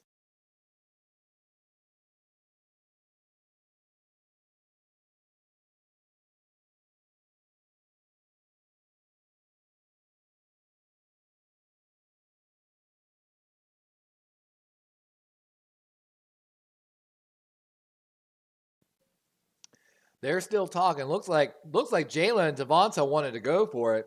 Devonta's still having some words with Jalen. And I think Jalen's telling him, run the play again. Run the play again. Say it again. Say it because he's motioning his hand in a circle up at his helmet like that and screaming at the sideline. Trips tight bunch formation here. Goddard at the top of that trips bunch as well. Something to really keep an eye on. Devonta Smith motioning, A.J. Brown motioning right. Hurts looking left. He's going there. Got him, man. And that's Smith with a clutch grab over the middle. Kind of like a little, was that a curl or a little slant that he stopped on? Let's watch the route here. So he's going to, just a little curl. Hurts does a good job throwing him a little more inside to protect him from getting hit too big. That was a great thing. Is the field judge okay? I'm actually not sure. I haven't seen anything else about that field judge since we saw him on the sideline with the injury. 125. Again, there's that trips right formation from the Eagles. Handoff up the middle. That's Gainwell, and not much there to gain. Maybe 2 yards. 115 and ticking. As Philadelphia going to probably make sure to not give Green Bay a chance to go and score here. And Jordan Love got a little bit of a smirk on the sideline as we say that. Looking up at this replay in the screen there. Looks like a big dime or nickel look here for the Packers. Same formation from the Eagles as they did earlier. Little outlet pass to Gainwell. Makes the first man miss. Makes the second man miss. Still on his feet. 15 and going and down at the 14-yard line, it looks like. As Gainwell takes a pass out of the backfield. Makes 2 Packers miss and pass the line to gain. And again, Packers have no timeouts left, so no ability to either stop this clock and save some time or make a defensive adjustment. Eagles still have 2 of theirs.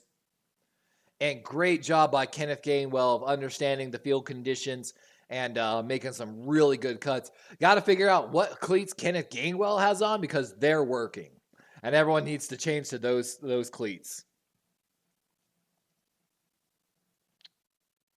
I cannot wait to play some TFT with my girlfriend tonight. She's uber excited about it as well. Jalen Hurts coming back out here to the huddle. Looks like he's going to call this from the wristband a little bit.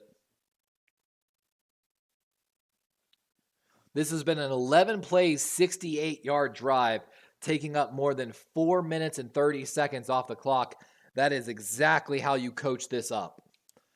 Basically, a 4-minute drill is what they were trying to run, and they've executed it beautifully so far.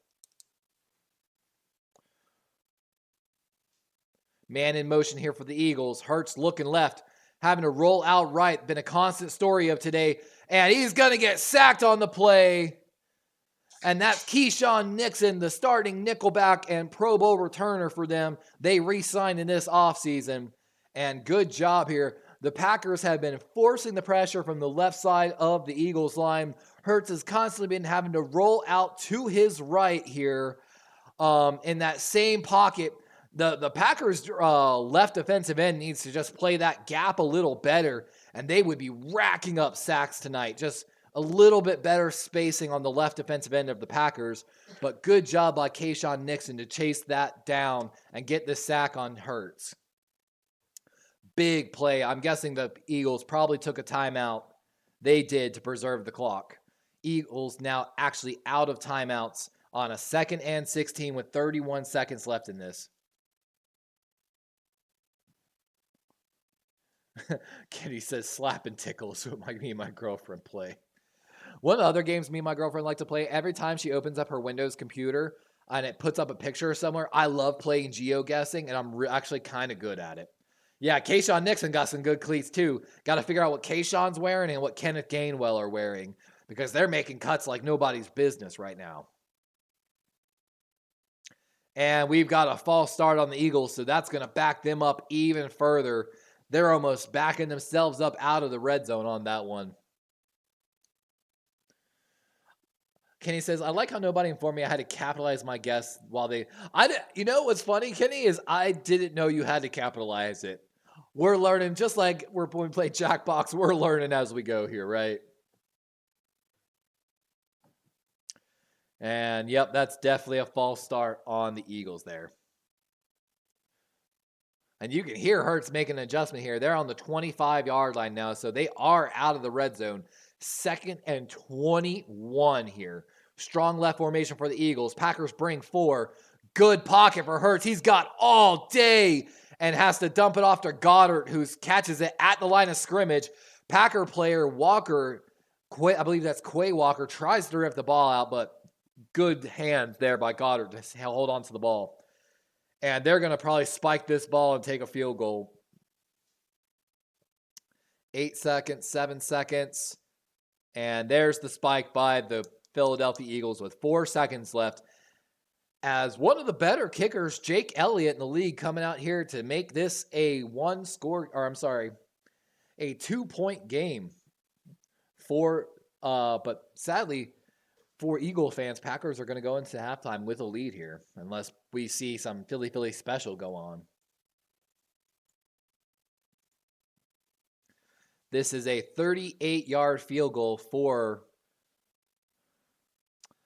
Jake Elliott. And this crowd is so quiet compared to like NFL crowds. And right down the middle. And we've got a 17-19 game here at halftime.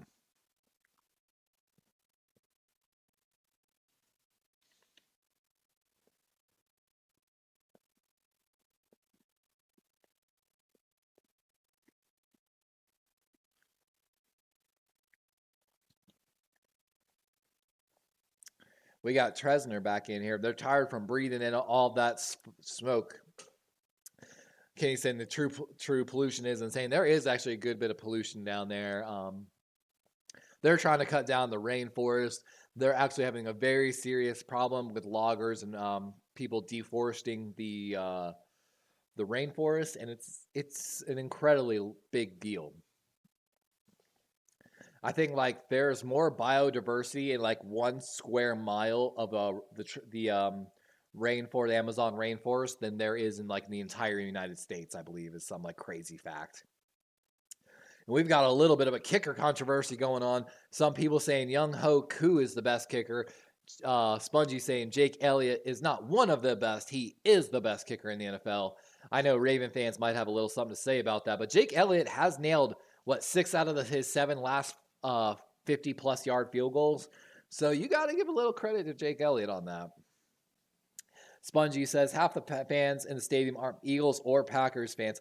I know. I think I weirdly saw a bunch of Indianapolis Colt jerseys or something, like weirdly. But I really feel like there is not that level of energy or just sound and volume in this stadium compared to most games. Maybe it's something with audio or broadcasting mics or something like that, but I highly doubt that. I'm sure the NFL, NBC put a lot of money into making sure, everything went perfect for the first ever Friday night game in South America,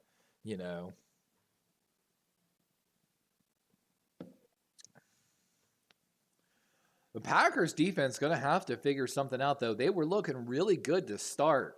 And I'm guessing, I don't know what's happened, but the Eagles look to have made some type of adjustment. They've had some really good play design so far.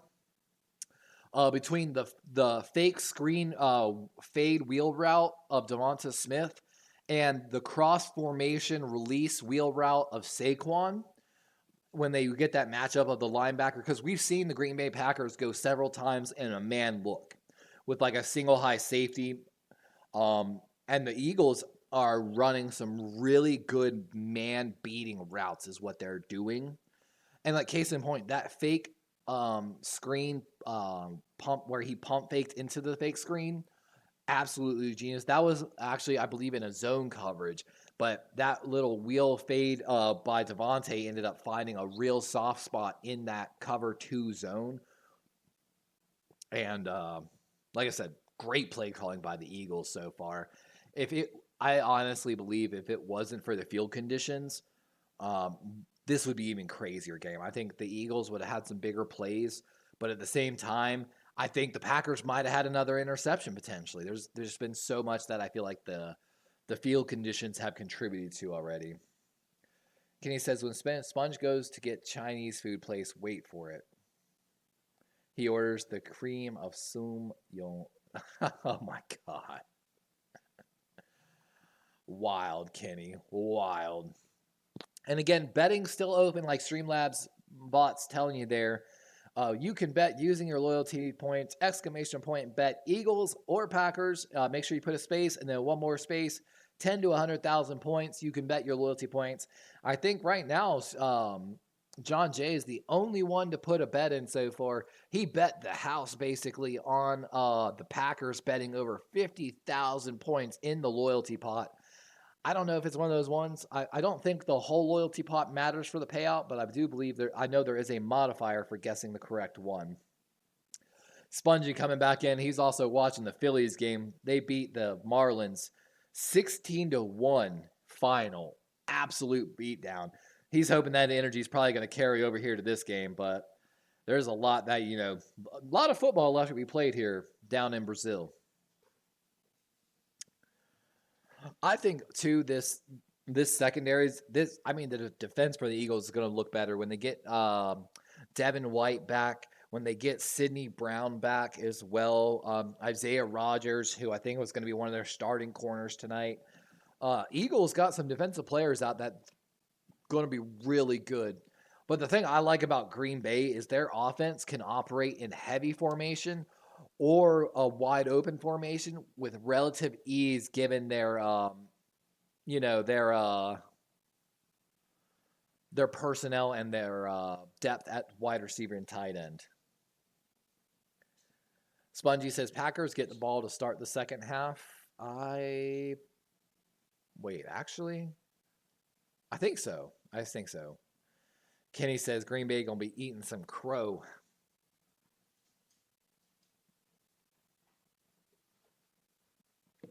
I'm excited about Sunday night game too. Rams Lions is going to be another really good game. Tresner says, I predicted Barkley would have 20 points this game. He has 19 in the first half. Whoo! I know that big run off the right side where he walked in was huge. And again, we mentioned this a minute ago. Terror Dome, seconded it. You have to kind of treat this game like it's a snowball. Like there is a bad field condition where the offense has all of the advantage in controlling the pacing. The running back that has the ball, he can exactly knows where he's got to get to, how fast he's got to run. He can slow his pace down. He's got a less chance of slipping, I feel like, because he's running under control than a defensive player who has to be reactive to him getting the ball and then chase him down. And that's where you use the running game and, smart, good cuts. Don't be doing no jump cuts and leaving your feet and stuff like that. Good, solid, make sure you sink your hips, get your legs in your base, not outside of your base, and make your cut. That's how you make cuts under bad conditions. And I think that's really the thing. I would just be running the ball if I could. But of course, the Eagles have been doing a good job in the run defense. And like Trevor said, no one can breathe. Kenny says, chat is dead. Spongy's playing a video game or something. He was watching his Phillies beat up on the Florida Marlins or whatever. Miami Marlins, whatever. Florida, we don't care. We only care about Florida State, Miami, and Miami Dolphins. I guess Tampa Bay and Jacksonville, but it's always a weird vibe. Spongy says, is Dak and McLaurin too much for Xavier Worthy? That's a good question, Spongy. I don't know, man. Xavier Worthy's going to have those, like he had a big night, but I don't know if he's going to be that guy every week. I view Xavier not as a wide receiver 1 or 2 option, but as maybe a potential strong flex option. While I think Terry McLaurin might have real wide receiver 1 or 2 potential with Jaden Daniels. I would wait on that at least until you get to see what that Washington Commander offense looks like. And that's my in-depth fantasy take on that. Tresner says, no, I'm Matthew Berry. Matthew Berry Sports Highlights. David says, Kenny says Crow because the bald eagles are endangered. This is Brazil, baby. No rules. No, I'm kidding. Worthy has no volume, just 2 touchdowns. Don't expect, and that's what exactly Tresner. That's exactly what I'm saying. Like, oh, I almost got YTC a good chunk of money on that on his bet. If the end around had counted towards the yard total that he needed for Xavier Worthy, he would have won that bet 100%. I think he had a plus 1,900 odds on that bet as well, so I think that would have been a good payout. I don't know how much he put on it. And for those that don't know, we did a fun little short where we did a circle drill, which is one of the pass rushing drills that they do at the combine.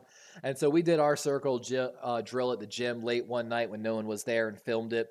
And we actually put it like a side-by-side kind of against Jalix Hunt, the edge player out of UConn that Philadelphia took this year. So if you haven't seen it already, it's a fun little short that we did.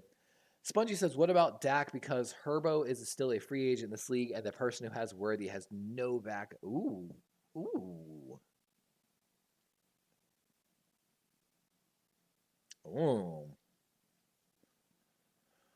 If Dak's not your starting quarterback, I absolutely would trade Dak for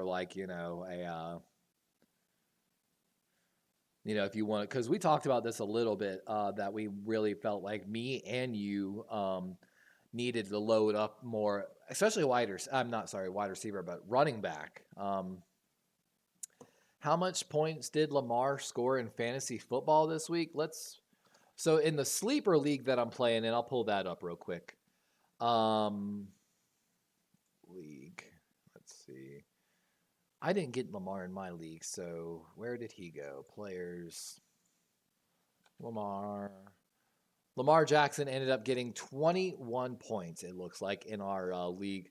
He's on DeGoat Rick's team.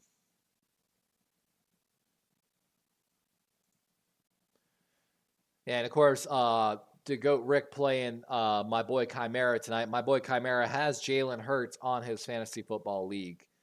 Jalen Hurts currently sitting at 8.56 points, and Lamar got 27.12 points in fantasy football. A.J. Brown already up to 7 points as well.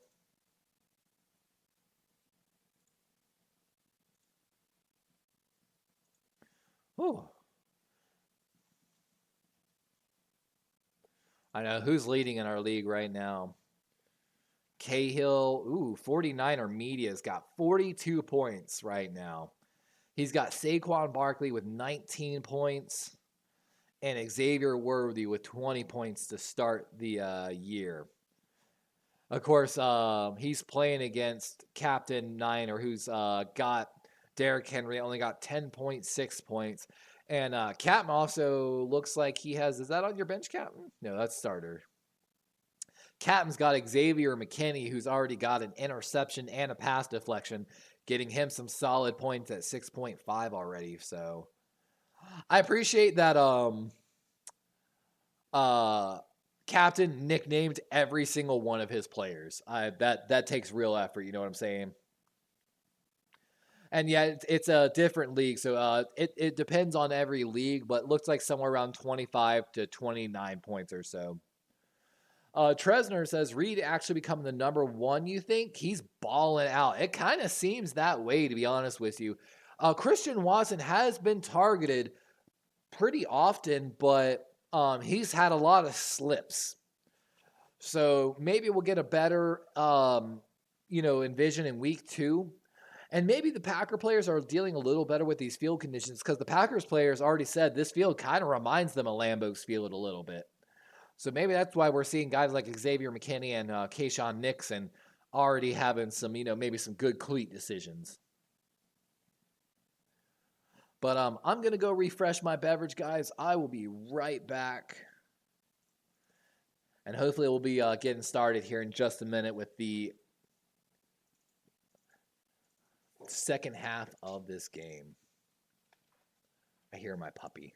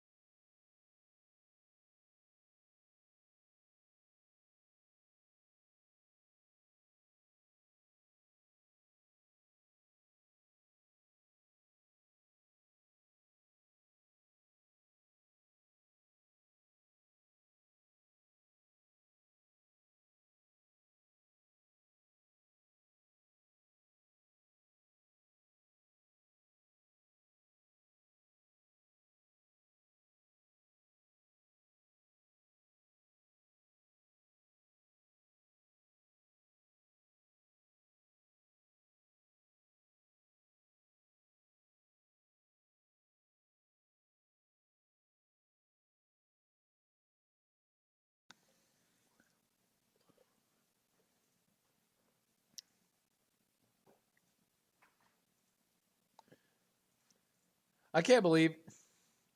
Why did it delete Snoop? I'm so confused. What? Streamlabs be on something today. But looks like Packers are going to kick this ball away. Eagles will start the second half with the ball.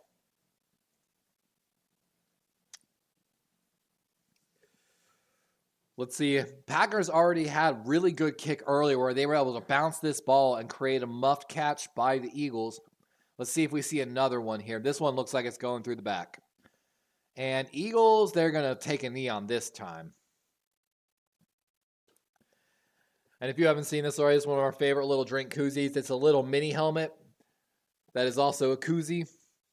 We're out of Crown, so we're just drinking some cherry Coke. And, of course, the holder is the face mask, of course. So, cheers, gentlemen. Cracked one with the boys. I'm not going to lie, I was 100% scarfing Crazy Bread from Marco's as well. Tresner says, looking for group Eagles. Tresner says, I don't care who wins. I'm a Dolphins fan. You got a lot excited for. Hold on, handoff going off the right side. Barkley, and he's tackled. Maybe a gain of 4 on the play. Tresner, man, I think the Dolphins are going to finish stronger than they start. Jalen Phillips coming back from that Achilles tear. He's going to need like half a season to really get back to where he was. Bradley Chubb, I think, on the PUP list, or at least out for the first game, if I'm not mistaken, for the Dolphins.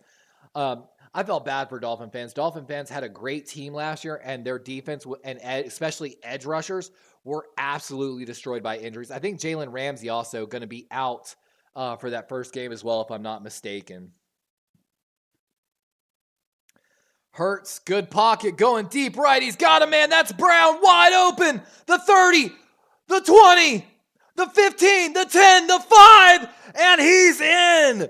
Touchdown, Eagles, on a huge play by A.J. Brown.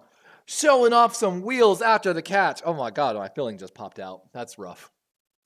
Whew. Good thing you can't see it, but now there's a giant hole in my tooth. That's rough. Up in here, y'all gonna make me act a fool. Up in here, up in here.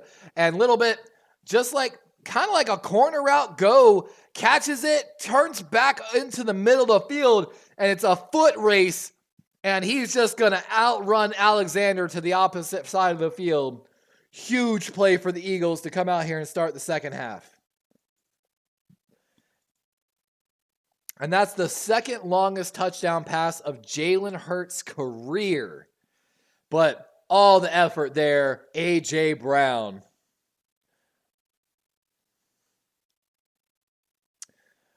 Tresner says, watch Duke Riley this year too. Heard, my boy. Grandizer, welcome and hey Darwin. Hope all is well. Here from Payo time. He said, can you please ask the question, whose house? Ravens house. Catch me outside the bank. It's going down at Baltimore. If you haven't seen that Mark Ingram clip, catch me outside the bank. Be more. It's going down. Big trust, you feel me? Sorry. But welcome in, Grandizer. How you doing, my boy? That was a huge play. Huge. It was huge. I'm telling you, it was the biggest play I've ever seen. It was the best play. You trust me, you've never seen one like that. It was huge. Sorry. Oh. We all love pink tacos, Kenny. We all love pink tacos. Fly, Eagles, fly. Did that one go through the goalposts? If so, that was great. Kenny making all kinds of jokes in chat. 14:09 here, so Philadelphia didn't even take 60 seconds to move down the field and score 70 yards. Grandizer says, Darwin, how you feeling about your Ravens this year? Sorry about yesterday, man. They got King Henry. Good thing is, and that's the thing. We were talking about a little bit in someone's chat earlier. Bobby Tress, one of the Ravens writers. It's just tough that the Ravens tune-up game had to be the defending Super Bowl champions at home. Week one like that's a little rough, especially with a young offensive line. Better things are on the horizon for the Ravens, though. We got a flea flicker from the Packers. Jordan Love all day. He's going deep, and he's just going to throw this one to the sideline. Great coverage by the Eagles on that flea flicker trick play. Kenny saying Sponge got a mouth. It's because they finally got something to talk about, you know? Oh, what's rough is your boy needs a crown on one of his front teeth right here. And I'm like missing half of that tooth. And I've been like stuffing it with temporary filling for a while. And the temporary filling came out. So half of my tooth is missing right now on the front side. And it doesn't feel the best. Oh, we've got a fumble, but Packers look like they're able to get it back. Josh Jacobs with a bad fumble on the play. Woo, 3rd and short after the fumble. Packers got away with one there. Let's see. Josh Jacobs, and that's number 2. Is that Nolan Smith? No, I'm sorry. Darius Slay Jr., yes, sir. Number 2 with the forced fumble on the play.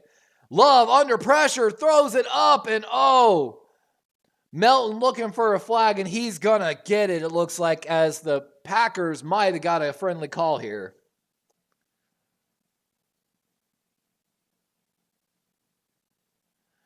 Under the helmet, that A.J. Brown touchdown was a thing of beauty, man. A.J. Brown, a lot of people don't think he's got that breakaway speed, but he broke away from 2 different Packer players after the catch.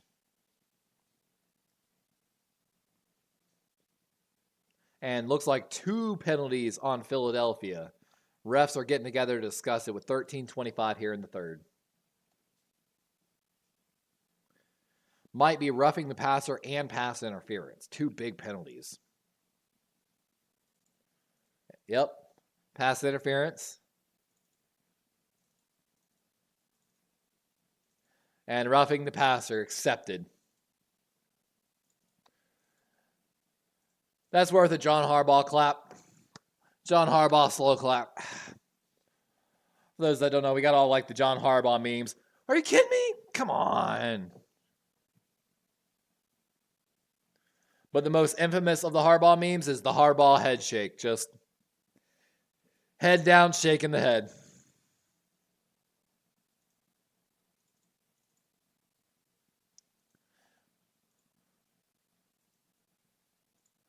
And announcers not really liking that roughing the passer call. Green Bay now at the 45-yard line of the Eagles. Little play action. Love got a tight end over the left side. That's Kraft. He's at the 20, the 15, and pushed out of bounds after a huge, 20, 30-yard game by Tucker Kraft. And for those that don't know, Tucker Kraft was featured on my draft special last year. One of my tight ends who I thought had a huge upside, and you're seeing that play out. He came on strong at the end of last season for the Packers and continuing that trend.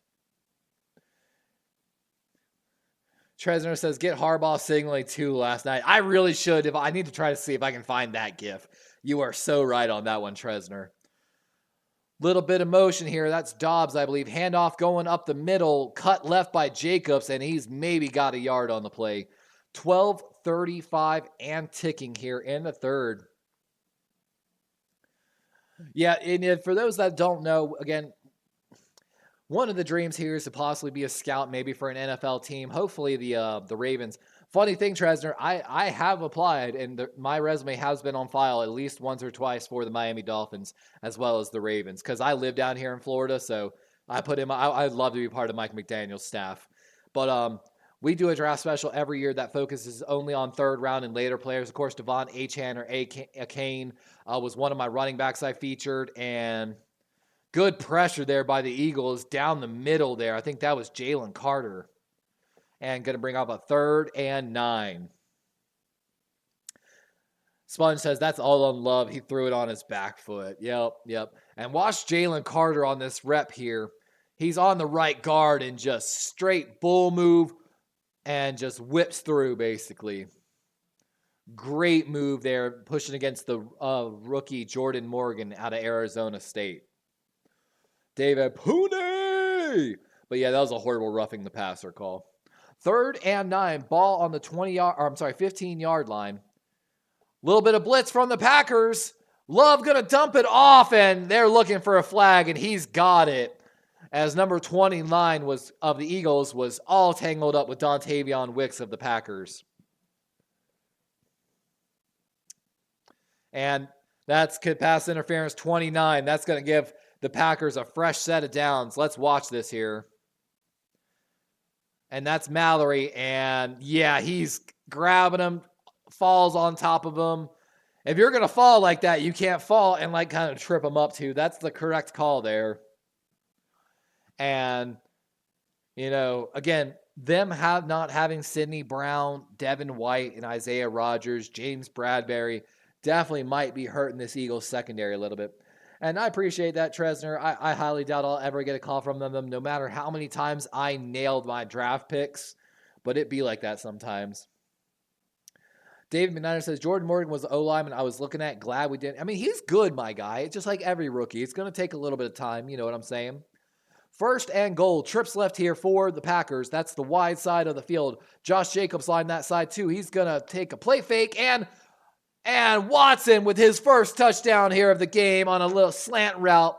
11:55 as Green Bay continues to make this a game. Barring the PAT, that's going to make this a 26-24 game.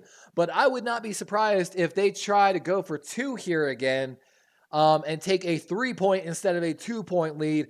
Probably would be the correct call. Oh, Tresner, man, you should have came to me for advice on that. One of the pregame stats we have here about this matchup. Oh, they go for the 1, so it is going to be 26-24. Of course, these teams here, we got all the notes written down about this game. The Eagles, of course, won the last one. The Packers have scored 27-plus points in each of the last 5 games they've played against the Eagles. This is the 7th time the Green Bay Packers and the Philadelphia Eagles have opened the season against each other. Green Bay leads the series 5-1 all-time in the last 6. Green Bay also has the 3rd best opening record in NFL history, only behind Dallas and Denver. And Kevin Love, playing career-level football at the end of last season, became the 3rd quarterback ever to pass for over 4,000 yards and have over 30 touchdowns in his first year with multiple career starts, joining the likes of Kurt Warner and Patrick Mahomes. So I could have told you the over-under on those 2.5 touchdowns to probably take the over. And especially considering they have the home field advantage. And then the final part, which is why we took the Packers in our Pick'em League, is because the Eagles are having to start some Kayleigh Ringo, Kenyon Mitchell, and Cooper DeJean, all corners either in their 1st or 2nd year, that there might be some communication issues in that secondary. So I could have told you. I could have told you, man. And I know Kenny's rooting for Devonta Smith to get some catches on this neck drive. I think he's got Devonta in his fantasy football league. And I got to look how I'm doing in my fantasy football league. I don't know if I have any players playing tonight. Matabike only getting credit for half a sack hurt me. Yeah, luckily I don't have any players playing tonight. I'm playing, of course, against, though, my friend, a.k.a. Big Spoon, the Lambo legend. I'm playing against my Packers friend, Andy, in week 1 of our fantasy football league. And I'm predicted to lose to him by 13 points. So I'm going to need a good bit, of stuff to really, win that matchup. It's going to be an uphill battle. Tresner says, "Wait, Denver has one of the best opening day records. I'm streaming Seattle defense against the Broncos week 1. You think I should change that?" I mean, Denver, what it is it's that old Elway era is probably where they really gained that record. It would be my guess. But if you're doing, I think Seattle is going to be a great game. I think Mike McDonald's going to transform that defense dramatically. They're going to, just like the Rams defense, I think they're going to be a lot better this year. And Kenny says, "Yep, and I had Zay Flowers, so I'm not doing great." Yeah, a lot of Raven fans were mad, Kenny, that Zay was not given more focus in the game plan by the Ravens.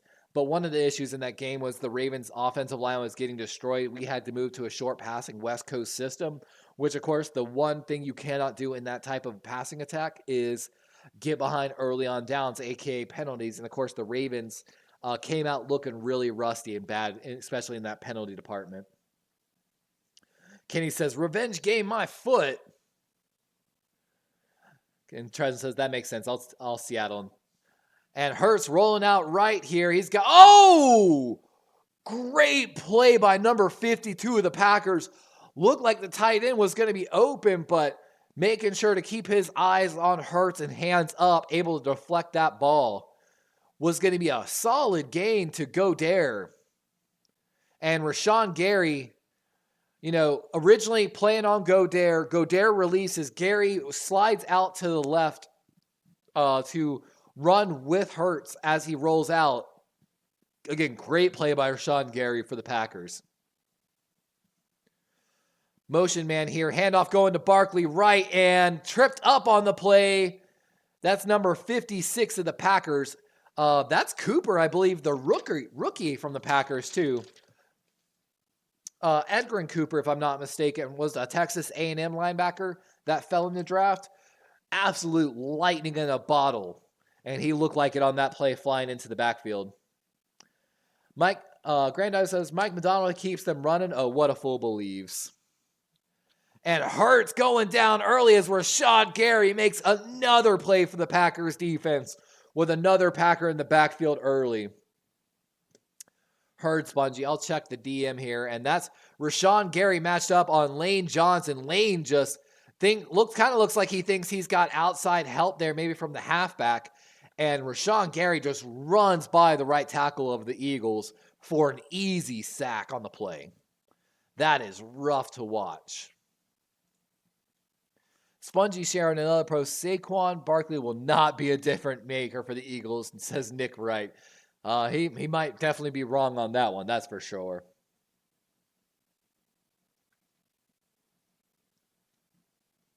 And Kenny says that wide miss open in the end zone. Yeah, a lot of people, there's a lot that was happening on that play, but again, he missed some wide open shots. He overthrew likely with the safety over the top when he should have done a back shoulder. He then underthrew Zay on the go when Zay had the half-step lead on him. There was definitely a lot of miscommunications and problems on that. And look at that, Jaden Reed, touchdown probability on the 33-yard rush, 0.3. On the 70-yard touchdown catch, 2.1. So 2 plays where he got the ball and had less than 3% chance to score and made something happen. That is wide receiver 1 potential out of Jaden Reed right there. 1st and 10, though, for ball on the 20-yard line for the Packers as they look to extend this lead and run out some clock. Love looking left. Got a man on the out route, and that's Dobbs with a good route. I believe that run against Kenyon Mitchell. 1st down for the Packers. Tresner says half-step lead, more like 2 steps. 1 toe size, too soon? Too soon? David says Eagles O-line, when we're trying to get a penalty call on that sack, they got beat. You are so right on that. So right. Jordan Love, 10-19 for 173 yards and 2 touchdowns. He's looking really good right now. And that almost looked like an illegal motion by the Packers, but Josh Jacobs going to get the handoff up off the right guard, cuts back over center, and pretty solid gain, maybe a 5. And there's the flag, and I think that's an illegal motion. Might be a late flag call. Tresna says, what messed up is likely could have been really hurt on that. And that's what I'm saying. Lamar was not accurate on his ball placement on the throws. And it is an illegal shift. I was correct on that when I called it. But yeah, even like Lamar's placement on the screen and outlet throws, he was constantly putting the ball low or in positions that did not give his receivers and halfbacks good opportunities to create yards after catch. And that is something that I have been driving home about every once in a while when Lamar does have a bad game. It's something that doesn't show up on the stat sheet because the catch was still made. But if the catch was made at your ankles instead of on the numbers or the correct shoulder that it's supposed to be thrown to, that is night and day difference in how the operation or the offense operates. But, whatever. Play action here for Love. He's looking over the middle deep and he had Dontavion Wicks over the middle and just missed him. Great protection, great route, and just Jordan Love finally having a bad throw here tonight. He's been throwing some absolute dimes. Looks like he tried to put a little mustard on this one, probably to try to protect his receiver from getting cleaned from a safety coming downhill.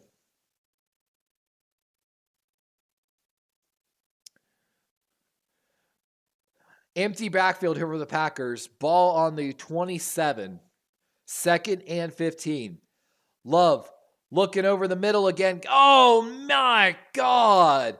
And little behind Dobbs on the play now as Dobbs was open and had a 1st down catch. Man, maybe I praised Jordan Love a little too soon and put a curse on him or something because, my God, he's been throwing perfect balls all night. And then 2 balls just, a little uneven. Making a joke there. Philly looking to make a huge stop here on 3rd and 15.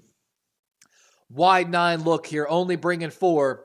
Love gonna roll, setting up a screen, and oh my God! A flag down as number 17. Dean comes and lays the wood on the screenplay. Oh my God! Did y'all hear that hit? And an illegal shift on the Packers, so they're going to decline that. Like the GIF shows there from DraftKings. Oh! That's all you could say about that hit. Let's watch that again as Dean just eats Wilson up and drives through him on that play. And 2 Packers linemen a little late to get there to protect him. Poor Wilson, who was having a great night earlier, gets rocked on that play. Punt team out here for the Packers. Eagles going with a heavy protection. Look, they've got good coverage on this kick. And, some space. And he danced too much. And down at the 29-yard line, the returner for the Eagles. McDuffie in there for the Packers to make the tackle.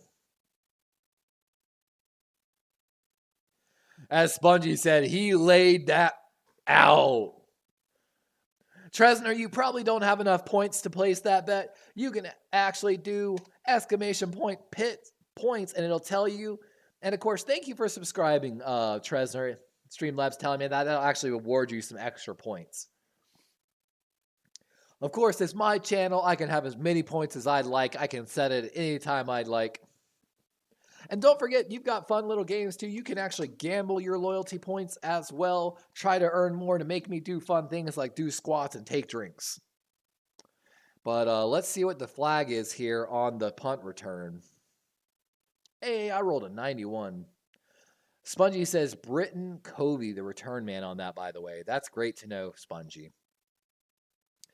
I feel like he could have had a better chance to return that, but I don't know what happened there.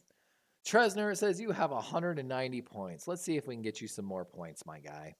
You've been hanging out with us here for a minute. Let's see. Got to go to the next page. Next page. It said you have 190, so I can find you. There we go. There you go, Tresney. You got more points now, too. Let's see. Did it register your bet? And they're taking a long time here. Hey, there it goes. It registered your bet, Tresner. So we've got 1 bet on the Eagles, 1 bet on the Packers. And let's see here. We're halfway through. When we hit the official halfway point through the third quarter, I will close the betting. No way, John J. Justin Fields is actually going to be the week 1 starter. I heard it was Russell Wilson. That's wild if that's true. No problem, my guy. Like I said, I usually give points out just because I like people to be able to play the games. Like case in point, there's a fun duel option you can do. So I can do let's see here. Duel Kenny 49ers.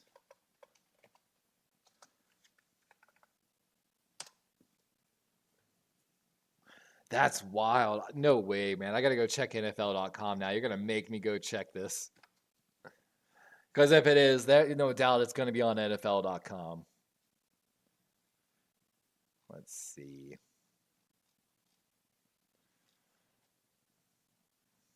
Man, really? Not going to give me news? I just want the news. And they're going to re-kick this here. Fair catch this time. Ball at the 32-yard line, it looks like. So Eagles going to have about 60-something odd yards to go here.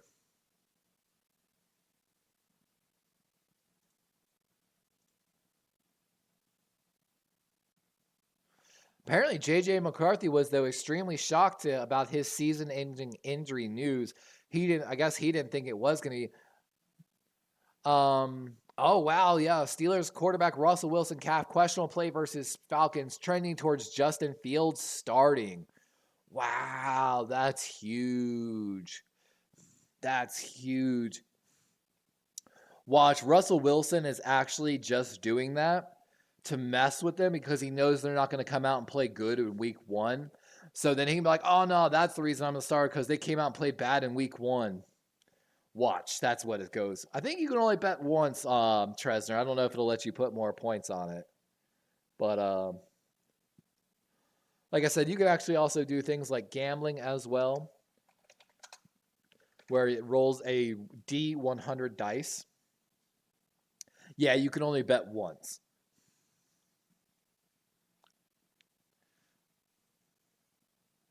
Oh, and my gamble's on cooldown, so I can't even gamble. Boo. Yeah, poor Eagles. Isaiah Rodgers and Anais Smith were listed as potential punt returners for them on the depth chart. Rodgers out this game. Anais Smith, the Texas A&M wide receiver, already on the IR for the season. So Brittain Covey, their number one punt returner. And their kick returner says Kenneth Gainwell, of course, the running back. We've seen Kenneth come in a lot of these third down situations here. Spongy getting his bet in on the Eagles here. Yeah, I'm sorry, Tresner. I'm sorry, my guy. You just make sure you come in for next time. We're actually going to be covering quite a few of the Miami games this year. We tried to make sure we have like 35 different games scheduled. Of course, every Ravens game, but we're at least doing 2 games a week. So again, we got 35 games scheduled. Quite a few of those are Miami games. We tried to like space out the games the best we could. So definitely make sure you come back in, and we'll be, of course, have the bets open and stuff like that as well. Spongy says Brittain Covey has been the return man for both punts and kicks over the last few years. Yeah, but Anais Smith was the rookie this year, and Isaiah Rodgers, was he on the team last year, or was he free agent acquisition? Kenny checking up how many points he's got. Oh, David McNiner rolling a 95. You almost rolled the perfect score, homie. And the higher you roll, the more points you win. Good run by Barkley off the left guard again. And we've seen a lot of the runs going to that side. Kenny says, I'm in the money. I know, I'm thinking about eventually, if I do it, I might have to reset my loyalty points, but I'm thinking about eventually being able to redeem loyalty points for like merchandise, or like discount codes or stuff like that. Like, yeah, Spongy, your special teams was ranked, hold on, 5th overall last year by PFF, and Covey having a lot to do with that. Philly says Rodgers got signed while he was suspended last year. Okay, that makes a lot of sense. Was he one of the guys in the betting scandal? And Jalen Hurts on the keeper going to get tackled in the backfield there.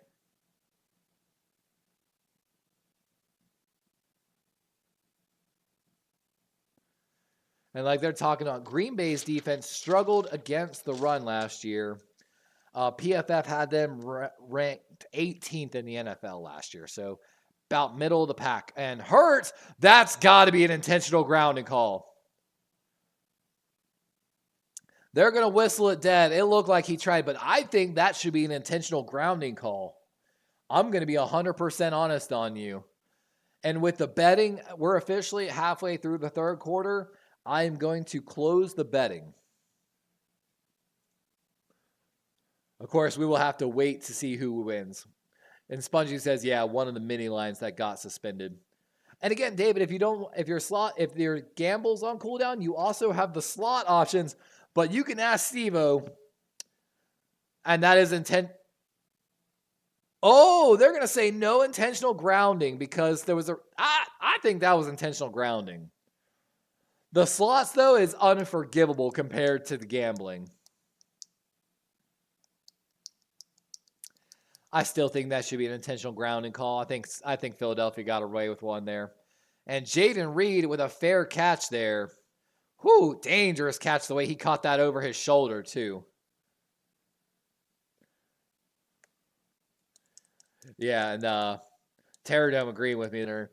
I'm really excited about going and playing some TFT with my girlfriend. She's looking over at me as she plays Disney Dreamlight and watches, I think she's watching The Good Place on the second monitor. We get all kinds of stuff. Can we talk about how hard the Acolyte flopped to for Star Wars? They've got to start doing better.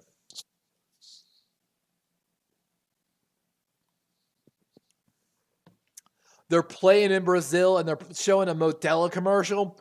Wow, NFL. Wow, guys. That's not totally Tresner hitting the gamble. Got that 94, my boy. I told you, man, the gamble rolling that 1D100 die works. And if anyone's a Dungeons and Dragons fan, you'll understand that 1d100 die potential. Or rolling for 100, I should say. Your 5d20s. Tresner says Modelo is the shit, though. I'm not going to argue with it. I don't, I'm going to be honest. I don't think I've ever had a Modelo beer. When I do beer, it's usually either, I like Stella Artois. I've drank a good bit of Yangling. And, I grew up in the South, raised around sitting on tailgates at bonfire parties, So Bud Light and Bud Light Platinum got like a special place in my heart. That's just the good old sitting on a tailgate around a bonfire, enjoying a night kind of deal. You know what I'm saying? Like, and what's really funny, it's like the NFL heard me. They're now doing like fan cams and like finding people in the crowds, and like showing a lot of the fans. I swear, it's like they, Tresner, I used my dragon sword, plus 10 roll. But wait, you moved out. I get an attack of opportunity. First and 10, 7:20 here as the Packers get started on their own 13-yard line.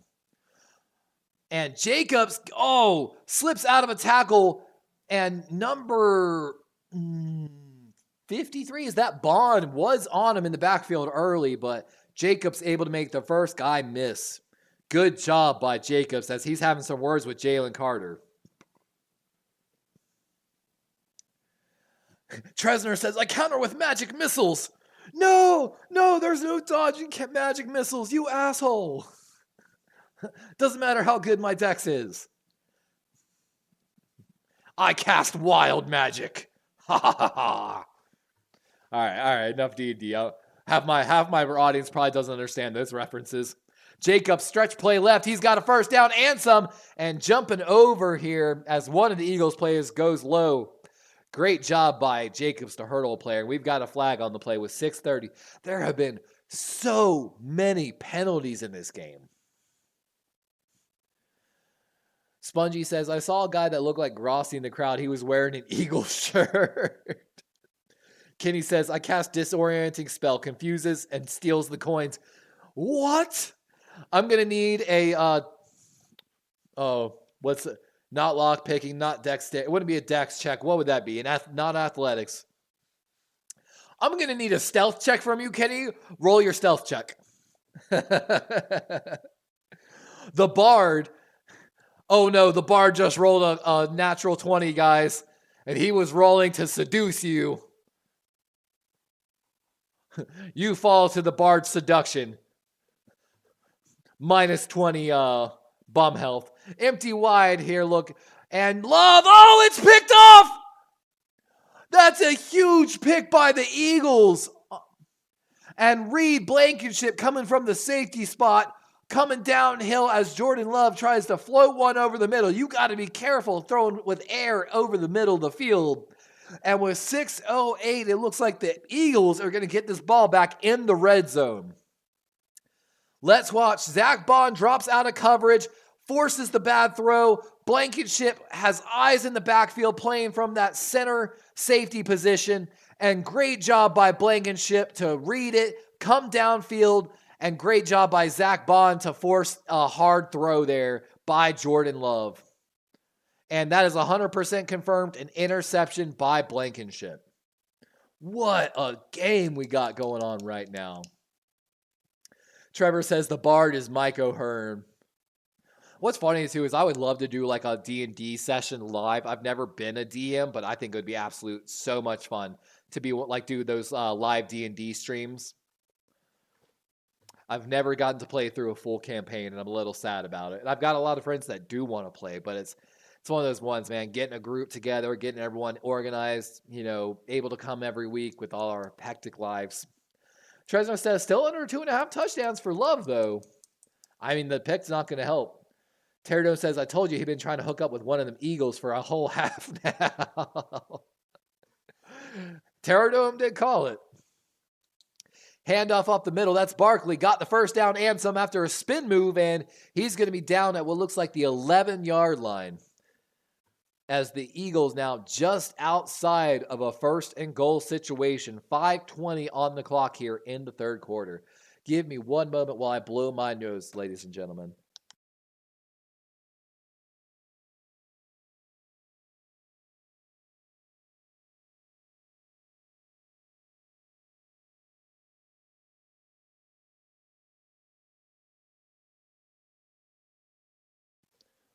My puppy's looking at me like, are we gonna go, my guy? Like,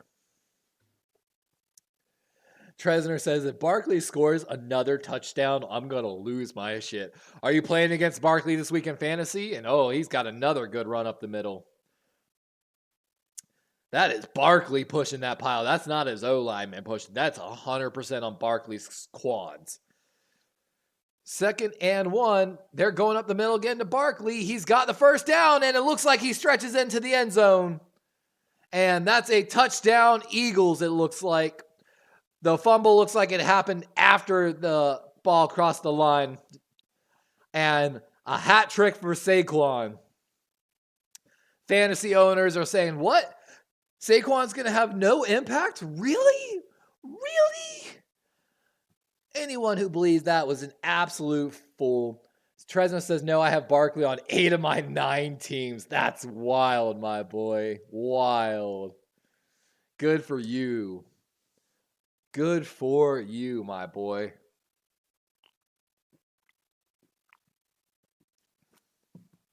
And Elliott coming out here to put the extra point on. And with that, we've got a 31-26 lead. Philadelphia. Saquon's got 60 yards on the ground tonight, but 3 touchdowns, I believe. Absolutely wild. Or I'm sorry, 2 touchdowns and was it 1 receiving? Hold on. Let me pull it up here. Yeah, 15 carries for 60 yards and 2 touchdowns. A.J. Brown, 4 catches, 108 yards and a touchdown. Jaden Reed, though, 2 catches, 79 yards and a touchdown. Both quarterbacks now 2 touchdowns, 1 interception. I mean, what a game. Both teams have had wide receivers that take long ones to the house to help their stats look way better, too. Terradome says, how fitting is that Barkley being Eagle with his thighs? It's just funny, too. There's everyone jokes about this. There are 2 rules about Penn State. If you go to Penn State, 1, you got to squat, bro. You got to have a big squat number. 2, if you go to Penn State, you got to run fast. Every Penn State guy goes to the combine, runs fast, like 4.5, 4.4 speed, and they have these massive quads and thighs from their weight room. It's absolutely hilarious. And I'm not kidding, every Penn State guy. It's a prereq of being part of that program almost. What's even funnier is they actually made fun of it a little bit at the combine this year. Tresner says, you squatting 600, get off the team. You ain't making the team. I'm not going to lie, guys. I lived in Ohio at one point, and my older brother is like a legitimate psychopath, or was. And there was at one point, he was in Ohio, and at the local YMCA, I watched that motherfucker squat over 1,000 pounds on the squat rack. I literally looked at him. We were still young enough. I said, bro, Urban Meyer just became the head coach of the Ohio State Buckeyes. Walk into the Ohio State locker room, show him you squat 1,000 pounds and can hold on to the ball. He will give you a full ride, pay for your education, and you'll be fine in life. Trust me. But of course, I couldn't get my brother. He never liked football. I played sports with my brother, and even though I was 2 years younger, I played with NFL guys growing up. I was pretty good at sports. And basically any sport that I got good at, my brother would stop playing.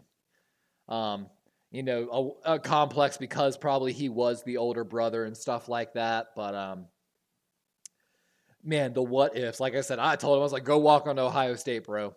Again, I was like, I don't care if you don't like football. It's not about playing football. It's about having someone pay for your 4-year degree and getting out of college completely debt-free. It's about possibly going to the NFL and even on a rookie contract making generational wealth. The veteran minimum for the NFL is like $850,000. That is 10 years of like my average salary. Like, absolutely crazy. 425 though, as the Packers get started again from their own 30. Love looking left. He's throwing the slant, and Love got a man that's Romeo Doubs on the left side, just short of the first down. And I'll be honest, one of the things I'm seeing from Love that I'm not liking is he is throwing constantly on his back foot. He is fading onto that back foot. When he threw that slant right there, he's on the back foot, not driving. When he threw that pass over the middle that got intercepted by Blankenship, he was on his back foot and not playing. And it wasn't like he couldn't. He had the space to. I don't know. Maybe I'm just being a little overcritical on it. But you see like some of the taking off the ball there a little bit when he throws like that, which can be a good thing. But oh, I hear Kendrick Lamar. They're playing Kendrick Lamar in the stadium right now.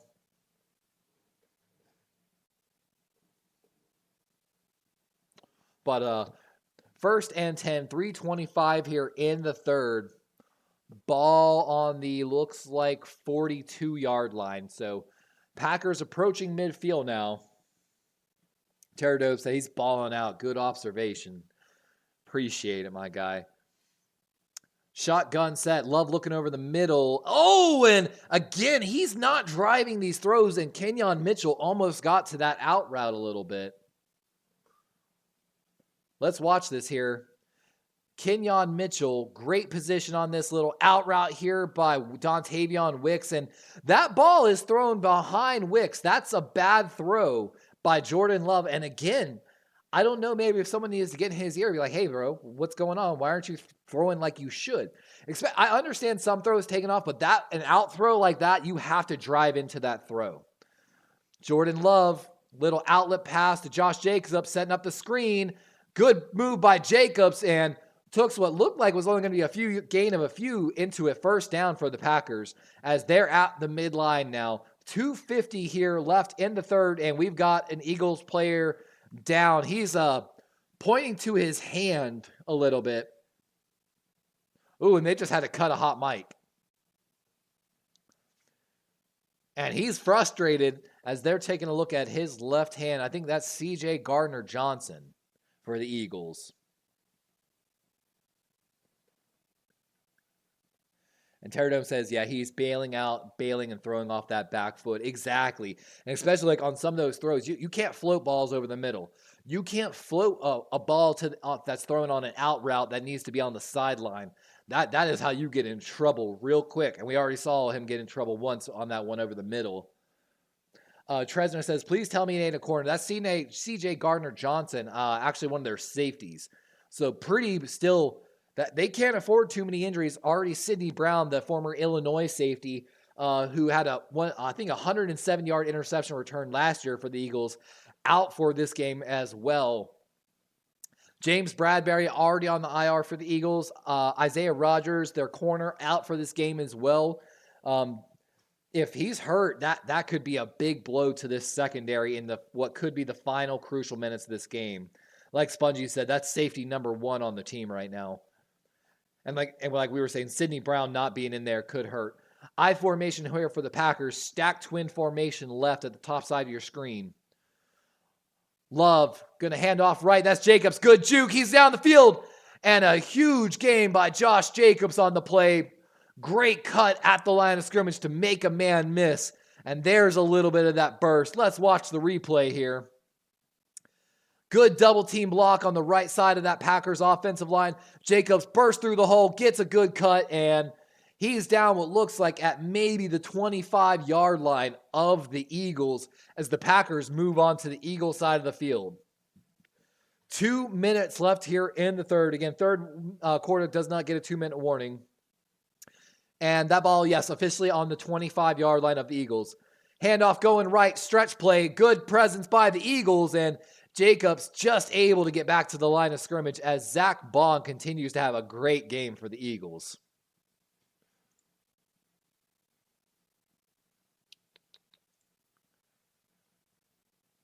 see here. I want to see. And Zach Bond, the former third-round pick by the New Orleans Saints in 2020 in his, fourth or fifth season? I guess a free agent acquisition from the Saints, playing a hell of a game right now. And like Terradome says, Jake could be looking pretty quick right now. Musgrave, 2 targets, no receptions. And if you didn't know, on our draft special, Luke Musgraves, we predicted to be one of those guys that got too much attention in the draft, kind of like Sam Laporta, so we didn't cover them. But Luke Musgraves was like an NFL kind of ready tight end, but Tucker Kraft has a way higher upside than Luke Musgraves does have. I have eventually see Tucker Kraft being tight end number 1 and Musgraves being the solid like career tight end number 2 for the Packers, if I'm going to be 100% honest. Spongy says, never mind, it's Tristan McCollum time. He was a breakout in camp and he made the 53. Don't fall for it, Vic. They're trying to lull you into sleep with Jacobs. Love, pretty good pocket. He's going to fall. Oh, and Wicks drops a pass on the left side. Oh, I'm sorry, that's Jaden Reed. Uncharacteristic drop for Jaden. Jordan Love under a lot of pressure, and I think the field team's coming out here for Green Bay. Spongy says, our linebackers been playing. They actually have been playing really well. They have been. The thing is, Spongy, your linebackers are playing at like 1,000,000 miles an hour. They are flying out there, honestly. I mean, last year you took Nolan Smith. This year you took Jeremiah Trotter. Of course, Zach Bond brought over from New Orleans, who looks like he's going to be one of the most... oh, no! 43-yard attempt off the right pole, and it's a missed field goal from the Packers. Oh, that is gut-wrenching for the Pack right now. Tresner says, Kraft reminds me of Jay Novacek. Kenny says, Kraft is the blocker. No, Kenny. Kraft is like 6'7", 250, huge frame, ran like 4'5", 40, athletic freak, but he came from a very small school and needed a lot of refinement, especially in his run blocking game. If that was my take on Tucker Kraft. I mean, but maybe I'm wrong on it, you know. And like Terror Dome says, he missed the damn kick. Kenny, bonk, doink. I need to get a good gift for that one. Doink. 17 seconds as the Eagles get started here from their 33-yard line. Sparkley, good move, huge hole, the 50, the 40, the 35, and Barkley had the entire field. He could have cut and been gone. And instead, he ran into a Packers and Eagles player downfield. If he had cut right, there was nobody. That could have been a 60-yard run by Saquon. But what a play. Cuts back across the formation, finds a hole, and then Javon Bullard, the former Georgia safety, making a touchdown-saving tackle right there, even though Saquon kind of just ran straight into him a little bit. Saquon having a huge night. Spongy says, Levi, should I make a trade Dak for Worthy because he's on my cousin's bench and she has no backup? Cute. You know, as long as you're comfortable with the quarterback situation and trading Dak, I mean, there's no reason not to add depth, you know, with that pick. If they do it, not bad, man. Terradome says, Barkley liking that green, and Spongy commenting, Mekhi Becton, the former tackle of the Jets, signed to the Eagles, converted to right guard, and like Spongy is saying, he is looking pretty good right now.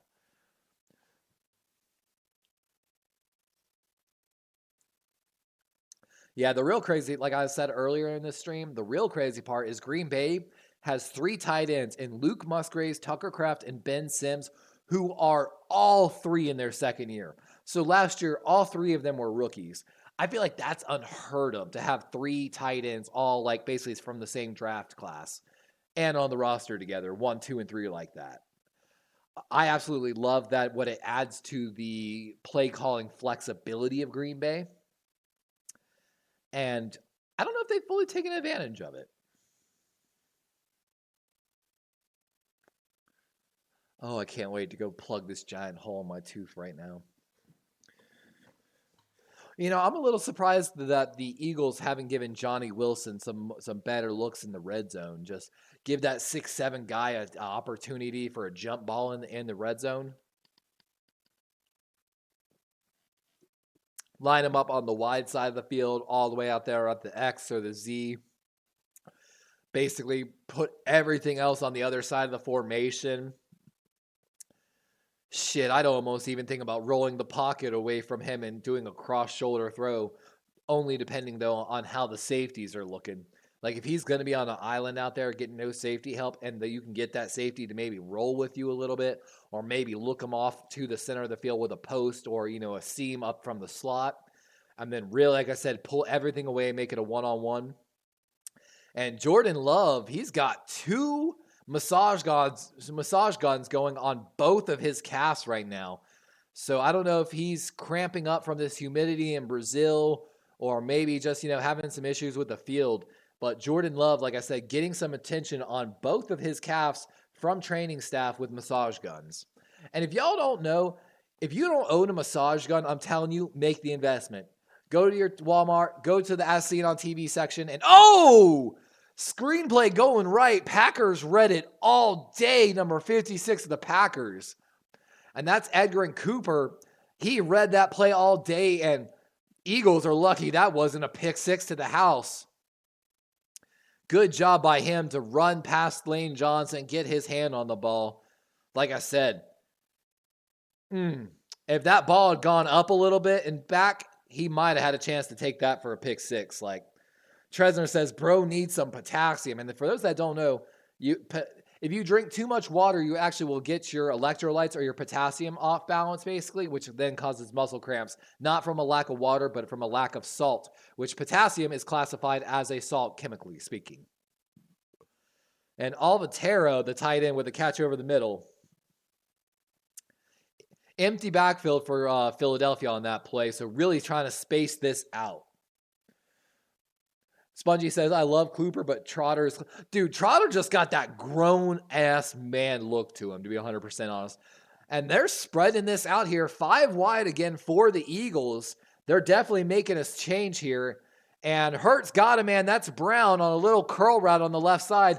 And he's down with a first down at what looks like the 11-yard line. So Eagles looking to capitalize on the turnover and score here.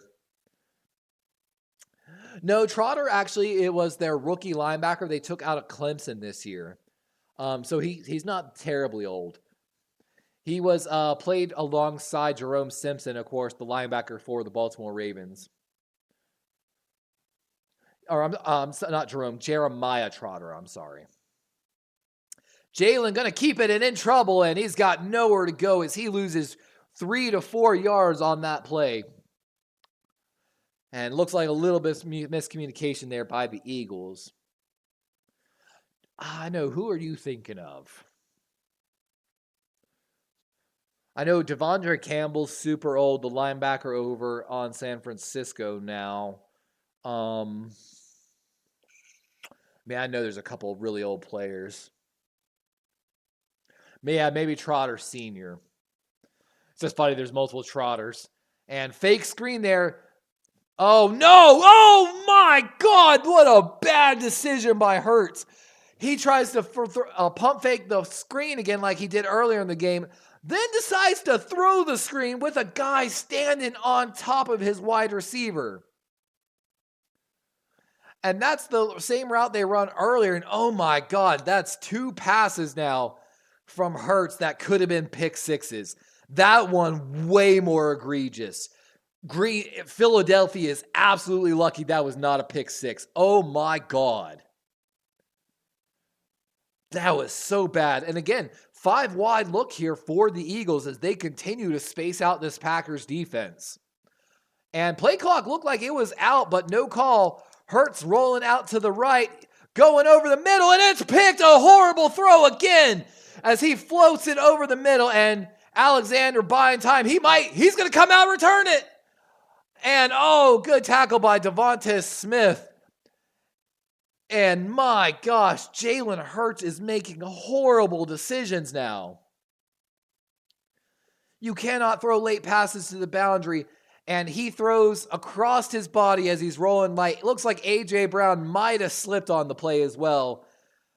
But another interception and an absolute killer for the Eagles as they had a chance to really potentially, put the pressure on Green Bay and maybe even put this game away.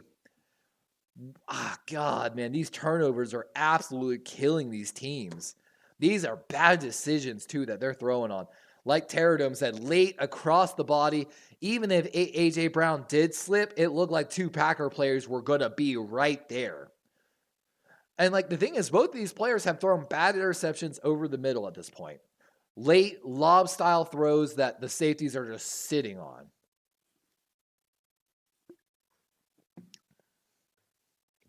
And like Terradome said, that took 3 off the board right there and would have made it a 7-point game instead of a 4-point game, which was huge. You don't throw that ball. Just like the screenplay, what was going through Jalen Hurts' head on that?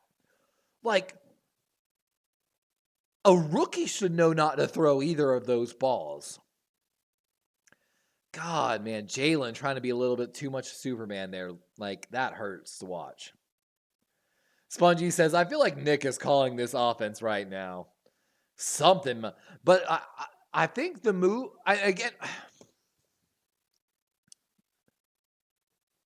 why? So let me ask this. Why are the Eagles straight pulling a Ravens right now? They've had great success on the ground right now. Hold on. Let me pull up the stats. Saquon Barkley is 16 carries for 94 yards. Why are the Eagles spacing them out and going empty backfield right now with a full quarter of football to go? That is insanity. They're taking one out of the Ravens playoff books right now. Big Dom must be calling the plays like Kenny said. Like Grandizer said, if the Packers win, Eagle fans might lose it on this one. And like Spongy's agreeing with me, why aren't the Eagles running the ball? Your running back is 16 for 94 yards and 2 touchdowns. You've had really good success on the ground so far. Why are you going empty backfield sets? Kenny says, script. I know there's been so many jokes about the NFL script after the KC-Baltimore game too. All the bad ref calls and everything. And run by Jacobs here. Oh, he's got space. Makes me miss the 30, 35, 40. 45 as he's pushed out of bounds as they get a huge 20-plus yard run out of Josh Jacobs. Good play design here. Might have been an RPO design on it. And Jacobs getting some pretty good blocking, but even better running out of Jacobs on the play. There's the Josh Jacobs we remember too with that stiff arm. That stiff arm broke him for an extra at least 10, 15 yards. I mean, it's too early to be saying someone's not a top this or that quarterback, but that was definitely some bonehead play calling and decisions by Jalen Hurts. You can't put it on one or the other. It's absolutely both of them that should be held accountable for what the Eagles just did. Spongy says they thrown the Dotson once and it was on that shouldn't have. Yeah, and that's the one where Kayshawn Nixon almost took it back to the house on the pick six. It was they tried to run the same play they ran earlier that got them touchdown. A fake screen where Hurts pump fakes into it, and then the slot runs a fade or a wheel route out of it. It was covered well this time. Should have never thrown that ball to Dotson. Definitely felt like it was absolutely forced. And I wonder if Dotson's been in one of the coach's ear on the sideline a little bit. You know what I'm saying? Absolutely crazy. But again, got to run the ball. And Tresner says, one of those stupid penalties in the Ravens erased a good pass. Yeah, you're talking about Roquan Smith with the extra shove on Patrick Mahomes. Absolutely unnecessary. Offsetted the pass interference penalty and was a huge detriment and momentum killer for the Ravens. 11 minutes here left in the fourth quarter. 3rd and 5. Ball on about the 50. Love with a solid pocket. He's going deep left. He's got a wide open man. And that's Jayden Reed continuing a superstar night as these zones in the Philadelphia Eagles are getting picked apart here under good protection. And Reed just on a deep crosser here. And Reed Blankenship having to come from the safety spot to make a play. And he just puts a ton of air on this ball as Reed had all the time in the world in that zone. Reed now 3 catches for 105 yards and a touchdown. 10-14, ball on the 24-yard line of the Eagles. Jacobs, I'm sorry, that's not Jacobs. That's Wilson with a solid run off the left guard. Going to be a gain of what looks like 9 on the play. 2nd and 1 with 9:55 here in the game. Like Kenny says, feed the Reed. For real. For real.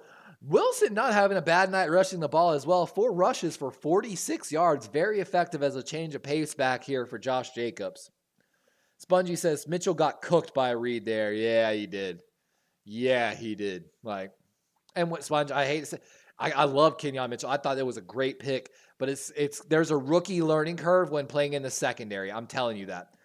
And, Love gets it to his man. Going to be a first down, but he gets blown up by Bond, the linebacker for the Eagles. And like I said, Spongy, it's one of those ones, man. Their rookie defensive backs do have quite a bit of learning curve in the NFL. We watched Kyle Hamilton go through it like a year ago. Or I'm sorry, 2 years ago. It will get better. I promise you. I've got a lot of faith in those 2 defensive backs that you took. Kale Ringo was just like Ricardo Green in this draft. I think he had to clean up, but he was too high to be on my draft special. Jacobs, lone back in the backfield. Good run. Had to find a hole, and he's down at the 9-yard line as the refs let this pile push out a little bit. 8:35 here in the 4th quarter as we're approaching the halfway point in the final quarter of this game. Kenny says, don't be whack, don't do crack. And there we are, Josh Jacobs, 6 rushes for 4 yards in the first half, 9 rushes for 76 yards in the second half. Whatever the Packers have made an adjustment in the run game, it is working. Maybe it's the cleats for Josh Jacobs, who knows? Watson, the man in motion here for the Packers, a little bit of a shift. Play action, Love going over the middle, and he was just slipping. I think he made a smart move just throwing this ball through the back of the end zone. Great move. Clock going to stop there with 8:01. Officially a 3rd and 5, but of course they're on the 9-yard line, so 3rd and 5, but it's basically 3rd and goal here. I think if I was the Packers here, I'd dial up a run play and try to get the fresh set of downs, even though you're basically in range. But we'll have to see what they draw up here. Here comes Matt LaFleur. Again, 3rd and 5. Packers in the empty backfield, so not going to be any runs here. Love looking left, going over the middle, and a really high throw to one of his guys, Dobbs. Looks like he had someone else, Reed, I think, open, but might have had to wait an extra second. Did not like the route combos there. Let's watch here. Let's see what they run here. So little corner, fake corner. I guess he's just sitting in the back of the end zone, basically. And the other guy coming on a crosser underneath. Jordan Love taking a pretty good hit there from number 97 of the Eagles. Green Bay's Packers kicker out here to make this a 1-point game. 26-31 currently from 26 yards. Should be a chip shot. And it is. And again, 2-point game as 29-31. High scoring game down in Brazil. That's probably what the NFL wanted. Got to make it exciting for the Brazilians. Terradome says, those the downs you need the big tight end. I feel you, Terradome. When I used to play a lot, I talk about this a little bit on the channel. I used to coach quarterbacks a little bit. And I used to play with one guy in specific. Life derailed him. He went down the wrong path in life, criminal and drugs. The dude, though, was one of the most talented quarterbacks I've ever played with, to be 100% honest with you. The dude literally would be on a knee and he could launch the ball into the end zone from his knee while smoking a cigarette on the 50-yard line. He had the art and talent. He had that feel for the game. I honestly compare him to Patrick Mahomes a lot because they played similar. Very loose, having fun, could throw behind the back pass, no looks, just having fun out there playing and making it almost look easy.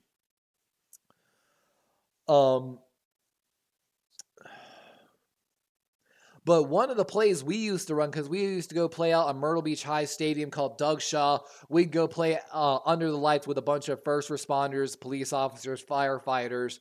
We play tackle football too, but we would just, we're all friends. We're all out there. We got real jobs and families. So you're not trying to headhunt, take somebody's head off while we play in tackle. But one of the formations, because I played tight end. I was a little too small at the time when I played. Prototypical tight ends were at least 6'5" and 250, while I weighed 6'3", like 235, which is now basically exactly what Isaiah Likely weighs. And I think Isaiah Likely is 6'4", 240, if I'm not mistaken. I know, sounds like Uncle Rico a little bit. But one of the things we used to do is I would walk out there as the Z. I would pull an ISO, walk myself out there to the Z, the farthest side of the field that I could get to, basically, and tell my quarterback, hey, if someone out there under 6 foot tries to walk out there with me, I'm going to post up on the back pylon, put this ball up high where I can go get it, or it sails through the back of the end zone. He's not going to push me out. He doesn't have the awareness to do so. So, either I'm going faking the inside route, going the front pylon, back shoulder fade, or I'm going for a jump ball on the back pylon. And dude, I used to make money on that. I'll be honest, and as a tight end, my run blocking was not that good, but my specialty was pass catching and after the catch. And so we would move and we had a formation where, of course, the slot or the tight end flexes out as the Y in the slot. And I wasn't the starter on the team because the starter had like 3 inches on me and like 30 pounds. So he was a better run blocker. But in certain formations, I was the starter in pass catching formations. So I feel you on that, Terror Dome. You got to have tight end as your quarterback's best friend. 1st and 10 here for the Eagles as they're looking to extend their lead here. Saquon, handoff going left, and Quay Walker for the Packers. Huge tackle in the backfield. Going to bring up 2nd and long here for the Eagles. Steven says, so many people know football, but mad at fantasy, LOL. No receipts on gambling, but they have those as sponsors. That's hilarious. Fantasy football. Kenny says, I'm glad you're here, Steve. I was being you. Spongy says, Jordan Love eating a banana on the sidelines to stop the cramps and get potassium. And we joked about that. You got to get that potassium in you. Terradome says exactly. That big tight end is necessary down there. I really thought we were going to see more of the Eagles using Johnny Wilson, the 6'7" wide receiver out of Florida State that they drafted in the 6th round. I really thought we were going to see more of him in the red zone packages from the Eagles, but I don't know. Maybe I think a little too much and ahead of time. I would really love to actually get into coaching. I'm trying to get into coaching. I'm trying to get into scouting, but it's not as easy as I'd like to be. He read that like champ, Walker. He did, actually. That's a great one, by the way. Read it like a champ. 2nd and 12 after the tackle for a loss. 7:15 and ticking left in this game. Jalen making some adjustments. Reload. So I think they're switching back to the first play after killing it. A little bit of play action here. Jalen looking at Saquon. Got all day in this pocket. Having to roll out. He's getting pressured. He does. Ooh. Didn't look like he saw or felt the pressure coming from behind. And he takes a big hit with a flag down in the secondary. And we mentioned a little bit in the first half that it felt like nobody was coming to help Jalen Hurts up after he got knocked down. And now we're seeing, I feel like, a concentrated effort for someone to go get him when he gets knocked down. Oh, Sponge says A.J. Brown is hurt. That is rough. They need him on these critical situations. Like, critical.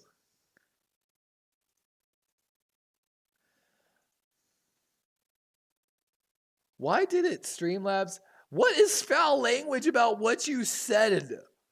Yo, Streamlabs gotta chill. Spongy literally didn't even say any bad words. Ball on the 33-yard line of the Eagles here.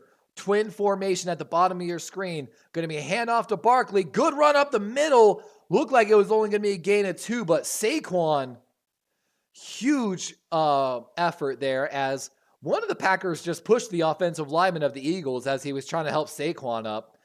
Eagles offensive lineman looked like he was trying to flop a little bit too. I'm not even going to lie. Kenny says, by the way, everyone, David McKnight and I are opening up a bar in Utah. It's called No Fat Chicks.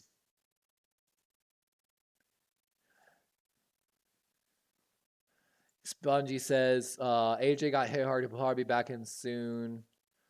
What the heck? Now you said something that Streamlabs be like going hard at Spongy, bro. It must be an Eagle hater. It's official. Streamlabs just doesn't like Kenny and Sponge. But Streamlabs actually ain't after Kenny too much tonight. Terradome says this is the best game I've seen Barkley play as a pro. You're not wrong on that. I mean, getting out of the Giants locker room kind of does that to players a little bit, you know. Spongy just got hit like Hurts just did.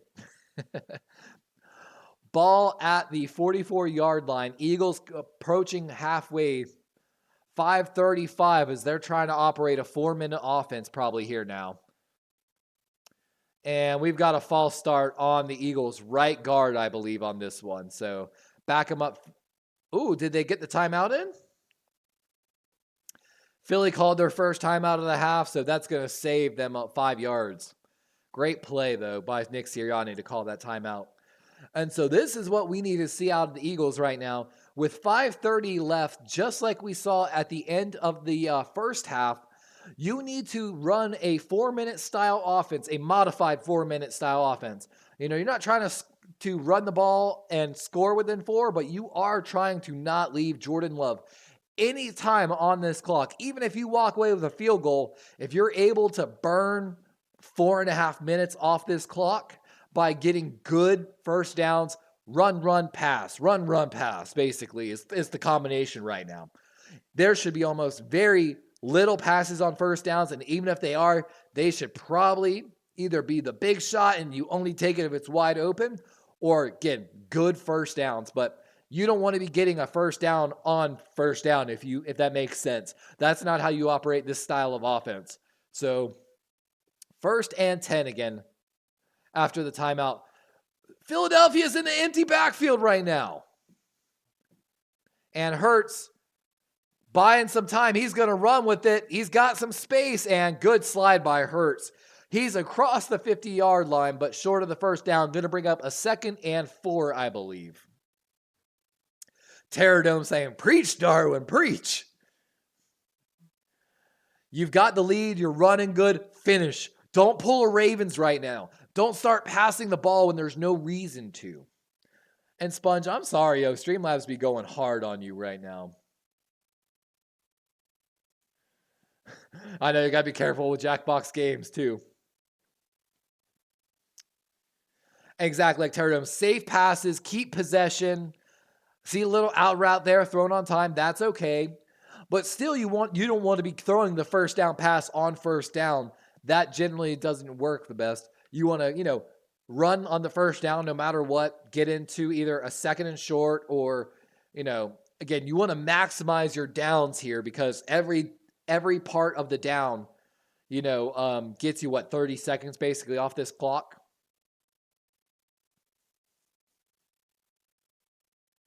Turnham says, I was going to say don't pull 49ers and Shanahan. And y'all talking about comedians in the chat. I love comedies, honestly. I have seen actually not true because there are a couple new ones that came out. I've almost seen every single English-speaking comedy special on Netflix, and I've even seen some of the ones that aren't in English. Watched a couple like Filipino, French, Spanish specials as well. 4:45, little play action, Hurts, and oh my God, that's almost intercepted. Alexander and A.J. Brown fighting over the ball on a slant, and we've got a flag on the play. And like Terradome saying, I hate to see an empty set on first down when you're essentially trying to run a 4-minute offense, a modified 4-minute. That is bad coaching. That's bad coaching. It's as simple as that.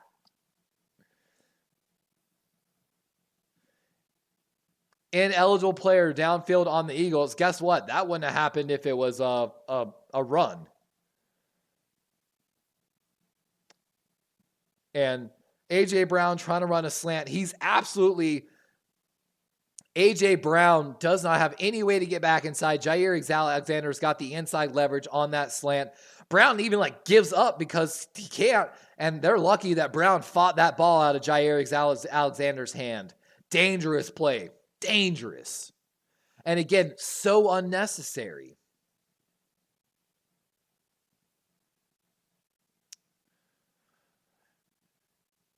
Hurts got a really good pocket all day. He's going to run for it with 4 Packers in front of him, and he's going to be short.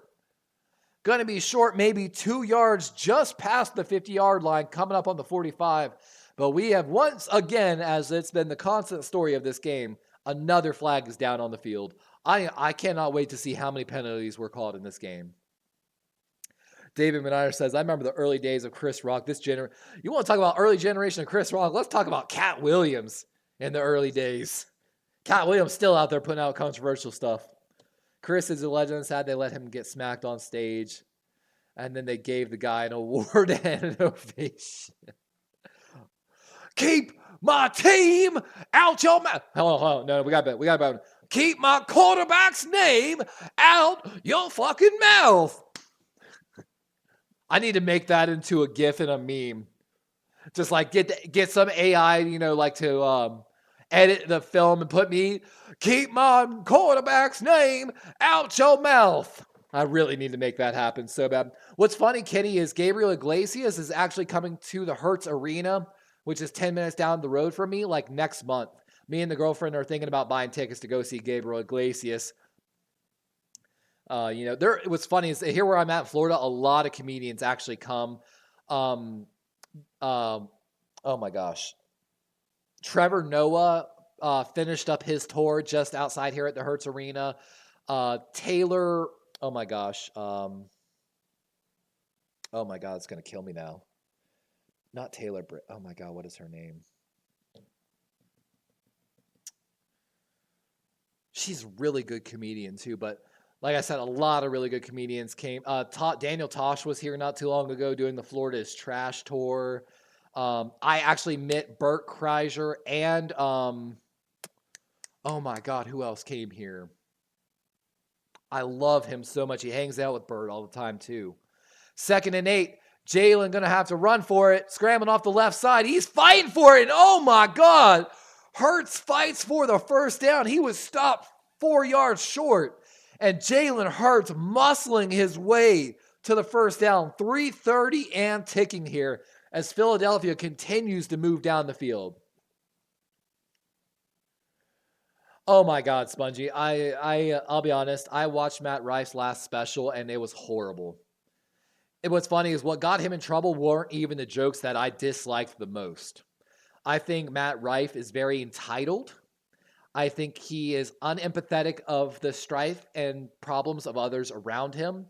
And I think as someone that used to work in profiling and in the airlines, I think he was kind of a dick. And if I ever had to, deal with him in the airlines, I think he would be a dick. My girlfriend didn't find a lot of his jokes funny. He does great crowd work. And the thing is, a lot of his audience is just really thirsty women. That's his demographic. And that's why he succeeds in crowd work, because he allows these women to, of course, ask whatever perverted question they want, take their swings at them, show them half-naked pictures of their daughters or them. But, whatever. Yeah, I'm not a fan of Matt Rife's comedy. I've watched a lot of comedians. Smith with a huge, and he's down at the 18-yard line as I'm guessing, 16-yard pickup with 2:15. One of my favorite comedy specials on Netflix, really underrated, It's done by, hold on, I have to think of this name real quick. Oh my God, it's a Jewish name. Hold on, I'm going to look up the name because I know the name of his special. Judah Friedland. No.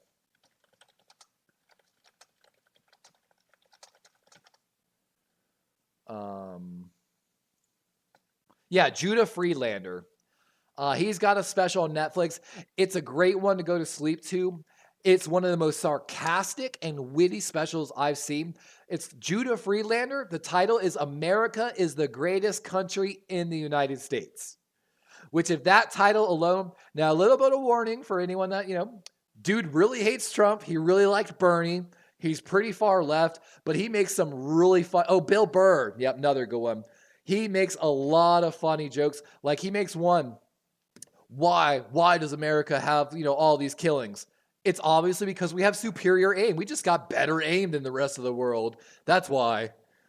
Like I said, Judah Friedlander, America is the greatest country in the United States. It's one of the greatest sarcasm. It's a very unique approach, and it was filmed over a few days of him performing at a smaller club in New York. It's basically shot in all black and gray, basically. Like I said, really like it. Bill Burr, of course, always good. Bill Burr, I love him. I loved him in Star Wars even.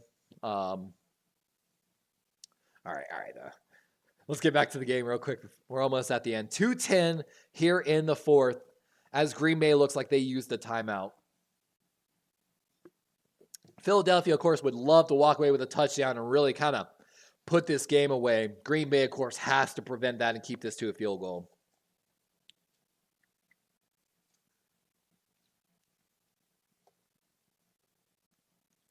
Spongy says, sorry I have to humble some Giants fans in my DMs. I bet, my guy. Saquon could have had even more yards if I think the offense would have been better done, in my opinion. But 2nd and 8 here. Ball again on the 17.5 yard line. Eagles in the red zone here. 4 wide look. Jalen looking left. He's throwing the slant. He's got it. And that's another first down. As that's going to bring us to the 2-minute warning. Philadelphia has 2 timeouts. Green Bay has 1 in a 29-31 game. As Eagles are now 1st and goal. And Spongy says now they're talking shit about Hurts. That's hilarious, my boy.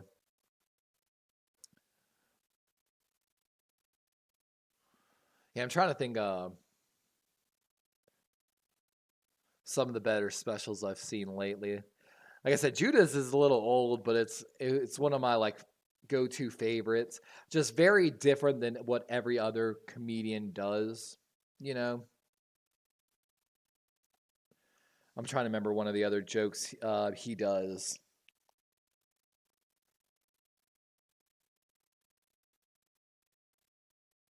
Like I said, it's just a good comedy special. I absolutely enjoyed it. I would recommend it to literally anyone.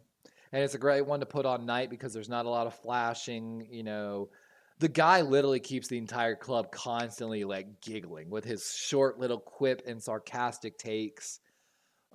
Just almost like being so ludicrous that it's hilarious. Spongy says, I'm going to hop in and troll YTC when the game's over. And Terradome saying, Hurts a tone for that last drive with that run. That is for sure, my guy. He is looking good.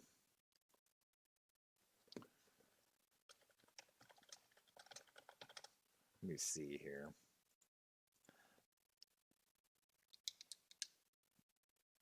I watched Phil Wang's special actually last night. Adam Sandler put out a new special called I Love You. Was definitely very interesting. All right, I'm going to be honest with you. I need someone that's a comedy fan to go watch Adam Sandler's new stand-up special called Love You. It's a really weird special. Not all of it's that great, but there are some really good jokes in there. And it looks like he's trying to push the boundaries of what a comedy special can be. Do a little bit of music. He just brings out a dog one day and makes it he's like an accident that a dog gets out and just giving people love all across the thing. But I really, really, really got, and I told my girlfriend that she was watching the special with me and she was agreement. I got weird Robin Williams vibes from Adam Sandler's last special. Like I was like, I might message the dude and be like, "Are you good, homie? Like everything okay? You giving me some real Robin Williams energy, and I don't think the world's ready to let you, off yourself yet." Like, I watched a great special by Huge Heart and Unplayable. Yeah, man, just go watch. Oh my God, what is that guy's name? Shane Gillis had a good special too. Tom Segura, that's who I was thinking of earlier, who came nearby, and I really wanted to go see him.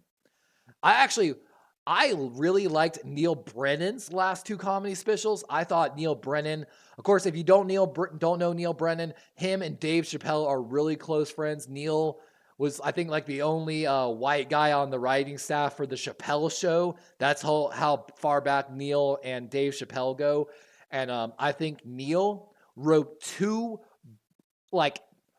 he wrote well done, two really good comedy specials. Really good delivery, really good talking points. Like I said, really like Neil Brennan's last two comedy specials. But all right, 157 as we're finally getting back to the football game here. Eagles have had a 13-play, 66-yard drive taking up almost 3 minutes of the clock here. But I'm going to be honest, they need this touchdown. Touchdown decides the game. Field goal gives Green Bay way too much time to score.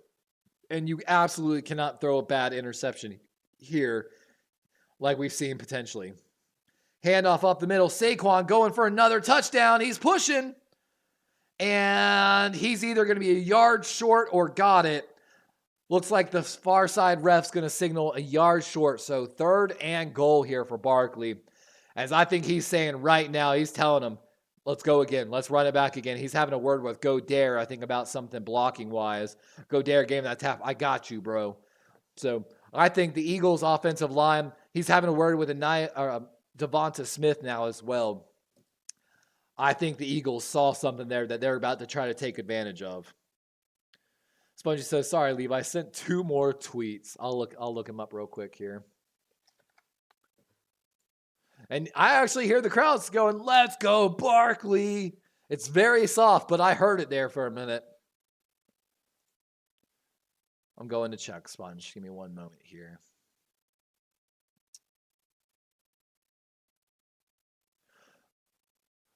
Wow, crazy what Saquon can do when he's not on a CFL team. I love to... Spongy sent me some. But first, instead of the tush push, it's the Brazilian butt lift. That's hilarious, Spongy. 100% that's hilarious. It's no longer called the tush push. We call it the Brazilian butt lift. David's cheating.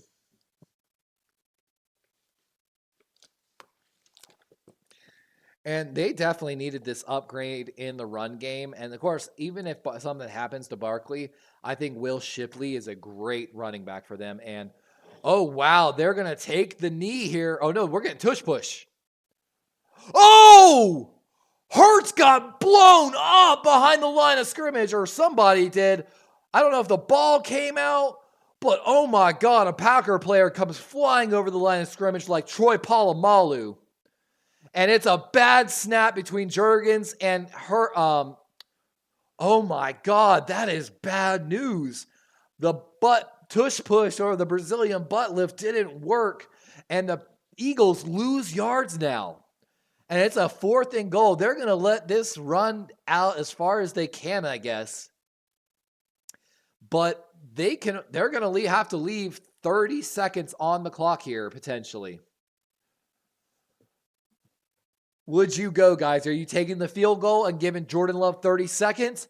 Or are you going for the touchdown and making Jordan Love push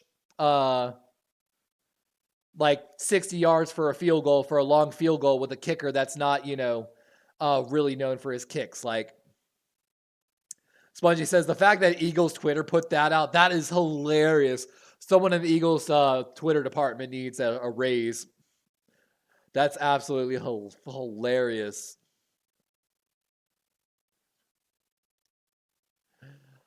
And Jake Elliott coming out here for a chip shot to push this lead.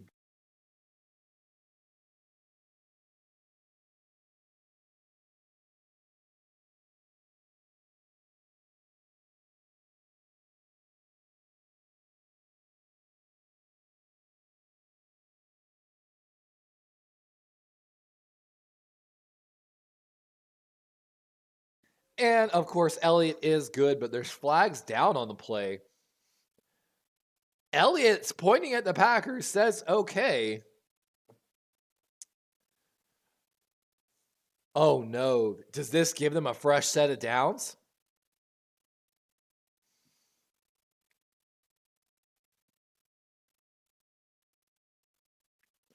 Offsides on Green Bay. Penalties decline because it only moves at half the distance to the goal, so it still would be 4th and goal. They're going to take the points.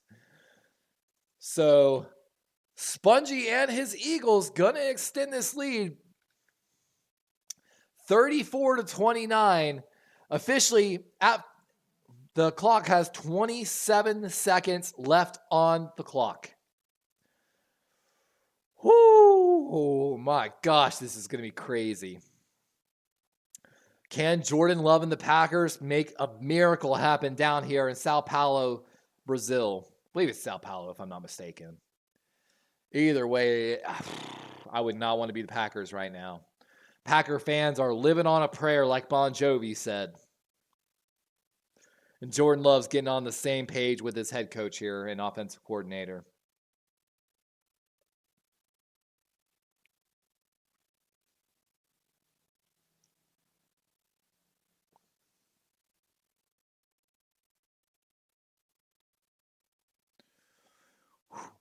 I'm all the way up. Sorry. Listening to the music. Sao Paulo. Thank you. Sao Paulo. No, I'm kidding. And Elliott going to probably kick this one to the end zone. He does. They're going to return it, though. What is Kayshawn Nixon thinking? And he's down at the 15. So not only do the Packers lose 15 yards on that kick return, but they lost 5 precious seconds off the clock with no timeouts left. Now have to go 85 yards instead of 70 yards. Bad decision by the Packers on that. And like Spongy says, everybody in Philadelphia is all the way up right now. 5-point game, but bad decision by Kayshawn Nixon there. Of course, they've got a cover 3, cover 4 look here from the Eagles, as to be expected. Jordan Love rolling out. He's got a man and caught by Jaden Reed and pushed out of bounds. Eagles want a forced incompletion, but that appears to be a catch and out of bounds. Clock stops with 15 seconds left, and that is caught 35-40. It looks like the 45-yard line, so huge gain, 49 officially. Love moving up in the pocket, under pressure, forgets the ball off, and a miracle toss to Josh Jacobs, who gets out of bounds past the 50-yard line. Oh my God, with 5 seconds left, we might get a Hail Mary. And oh no, Jordan Love is down and in major pain right now, as there were multiple people all over him as he was getting tackled. Oh no, that is not what you want to see if you're a Green Bay fan. I don't know what's hurting him, but he is in serious pain right now. And it looks like his left knee potentially. Oh no. Let's watch the replay here. And that's Jalen Carter and someone else. Jalen just not even really on him. Jalen Carter rolls up on, looks like the ankle of Jordan Love. I think his left ankle, maybe his right. But either way, his ankle got rolled up on. That is either a really bad ankle sprain or potentially a fracture in the fibula. I only know because I had a fracture in my fibula playing football. It's kind of what ended my career on an artificial turf field. I snapped my fibula in half, a lot like Mark Andrews did, and it took me 6 months to recover. Your boy Sid spent 6 months laid up by himself, which if you ever want to, gauge your friends, that's a good way to do so. But yeah, it looks like a high ankle sprain. He is walking off with the help, able to put pressure on that ankle. So that is a good sign for Packers fan. More than likely not a break, probably just a high ankle sprain, but also looked like an offensive lineman was coming off the field slowest. And here comes Malik Willis and his third season. He was the recent trade acquisition from the Tennessee Titans. Of course, they decided to move on to him for Will Levis. This is probably because I think Willis has a bigger arm than Clifford. So, and shout out to Jordan Love. He played a hell of a game and assisted it off the field. But Malik Willis, the former Liberty quarterback, if I'm not mistaken, has a bigger arm than I think Clifford does. And, of course, this is about to be a Hail Mary, more than likely, with 6 seconds left on the clock. Let's see here. And a quick pass. Oh, and it's behind Dobbs. Looked like they were trying to get a couple extra yards maybe for the Hail Mary next. And with that now, there's only 3 seconds left. So this is chuck it and pray moments now. Kenny says, now I can drop Musgraves. You're not wrong, though. No, you're not wrong. David McNiner finally losing some. Oh, Clifford got cut. Thank you for that, Spongy. Michael Pratt is their third string quarterback, correct? The former Tulane quarterback.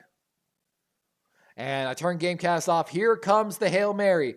Willis slips, climbs the pocket, and he's going to get sacked on the play as Bond makes the final play. Willis unable to get the ball off. And with that, we've got a final, ladies and gentlemen.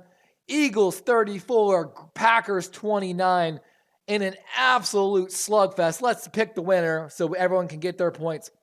66.7% of the bets went in favor of the Eagles. Congratulations to everyone who bet on the Eagles. You should receive some extra points. But what a game here on Friday Night Football. First Friday night game, I think, in history. First game, of course, in South America. That looks like there was great attendance by the Sao Paulo community in Brazil. That is an absolute packed stadium. Might not have been as loud as we thought it was going to be, but it be like that. And the Terradome says, of course Bond would end it. Bond looks like New Orleans did not give him enough credit. You know what I'm saying? And like Kenny says, classic backup ending. That was a heartbreaker for the Packers, man. Like, I got a feel for them. Both teams had some bad turnovers, but Malik, man, you got to launch that ball up and at least give your guys a shot. You cannot take a sack there with like only 3 people rushing. I know that's a heartbreaker. My congratulations, by the way, to Sponge and the entire Eagles Nation. My heart goes out to, of course, Pack Nation and the Grossi Posse. Really hope that, Jordan Love's ankle is okay and it's maybe only a minor injury. But a high ankle sprain to protect their franchise quarterback, he could be out 4 to 6 weeks potentially, depending on the severity of the sprain. I'm sure they're going to do imaging and we'll get a grade on the sprain ranging from, of course, 1 to 5 when it comes up. Kenny says, who's on free agency? Call Flacco. Isn't Flacco signed to the Colts now, I think? Or hold on, let's double check. I'm going to double check the quarterback free agency. They kind of did like Pratt up there though. They're not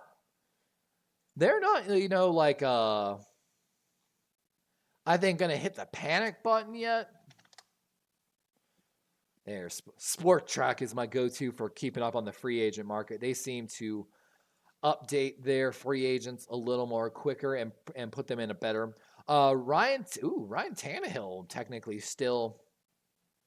So free agents on the market supposedly. Ryan Tannehill, Mike White from Miami actually has not signed with the team yet. Brian Hoyer, Blaine Gabbert, AJ McCarron, Matt Barkley, Trevor Siemian, Nathan Peterman, After that, I'd start looking at some of the undrafted guys that went in this draft. But Michael Pratt, I think he had a pretty decent showing in the preseason. Of course, he's no Jordan Love, but I think there's a reason that he made the roster or is on the practice squad. Teradone says Bond definitely player of the game. 10 tackles, 4 assists, a sack, and several tackles for a loss. Jaden Reed was a monster for the Packers, too. He's definitely looking like he's becoming wide receiver 1 for them. Spongy says, damn, YTC got pissed and ended the stream. Saquon finishing the day with 109 yards, 2 touchdowns. Had a really good catch, too, at the beginning of the game. I think for a receiving touchdown or for a long gain. He went to Michael's section channel. Call Cam. Cam said he's better than half the quarterbacks in the league. Yeah, and Elise Love walked to the bench like limping with the help of the 2 trainers. So I'm telling you, the fact that he's even able to put pressure on that foot means that it's not broken.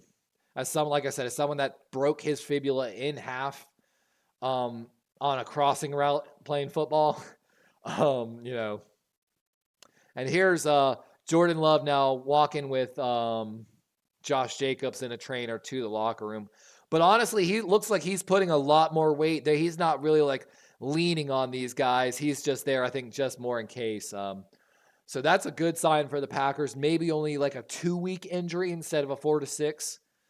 But great game by both teams. Wow, they're showing a back alley in Brazil. That's got to be a little scary. But appreciate all y'all. Philly's guessing 6 to 8 weeks. That's usually what a high ankle sprain is, but I have a feeling they're going to try to rush him back in 4 to 6 possibly. 132 all-purpose yards for Saquon. Devonta Smith, AJ Brown, 119 yards. The Juggernauts they're doing a post-game interview now with Saquon and AJ Brown, and they look like they're not even sweating. I'm going to be 100% honest with you. They look fresh. They ain't tired. Like I said, it barely look like they sweating right now. Philadelphia might have a good team. I should say they've always had a good team. A better team this year.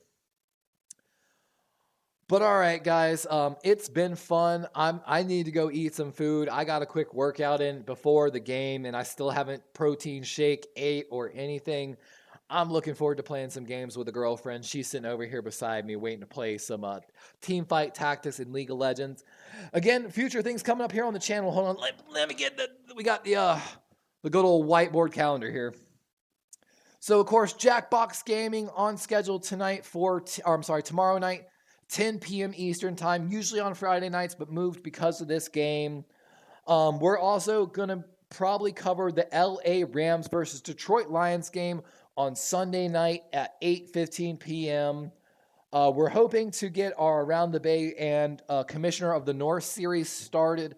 Around the Bay, I've got to figure out my panel, so there's a lot more to that. Commissioner of the North, I just got to get it filmed. I've already written the first episode's script, and now that week 1's in the book, I'm already behind on script writing. And then, of course, next week, Baltimore plays the Las Vegas Raiders Sunday at 1 p.m., and we'll also be covering the Buffalo Bills versus the Miami Dolphins on Thursday Night Football on the 12th. Of course, as always for that, if you're in any of our fantasy football leagues, you are more than welcome to come join us on the channel Thursday at 5 p.m. Eastern time, because we need a break after fantasy football before we call the game. So 5 p.m. Eastern time on Thursday, we're going to have our fantasy football segment. Make sure you come in, ask any and all your fantasy football betting questions. Kenny says his girlfriend lives in Canada. She's a model. Okay. Oh my God, what is his name? Oh my God, I'm trying to remember the linebacker, that the fake girlfriend, he got catfished. Oh my God. Monte Teo. Okay, Monte Teo. But again, guys, Jackbox Gaming tomorrow night, Sunday night football, Thursday night football, Thursday fantasy football show, and then, of course, next Friday, Jackbox Gaming. Make sure you hit that like, subscribe button. If there's a game that's scheduled, make sure you turn on your notifications for that game. Again, big shout out to any and everyone that came and joined us in the chat today. I greatly appreciate y'all hanging out with us, as always. Again, congratulations to the Eagles. Hope and all the love. Hold on. We actually got a widget for this. Or I'm sorry, some gifts. My apologies here. First one. We got the old scrubs. Why do you hate me when I... Hold on. I got to position that one better. Why do you hate me when I show you nothing but love? And if you didn't watch Scrubs, it was a great show. And the last gift before we get out of here, we got my boy Joe Swanson from Family Guy. Make sure you smash that like button before you head out. And again, great stream. Thanks for coming out, guys. See you tomorrow night, hopefully, for Jackbox Gaming. Y'all are the best.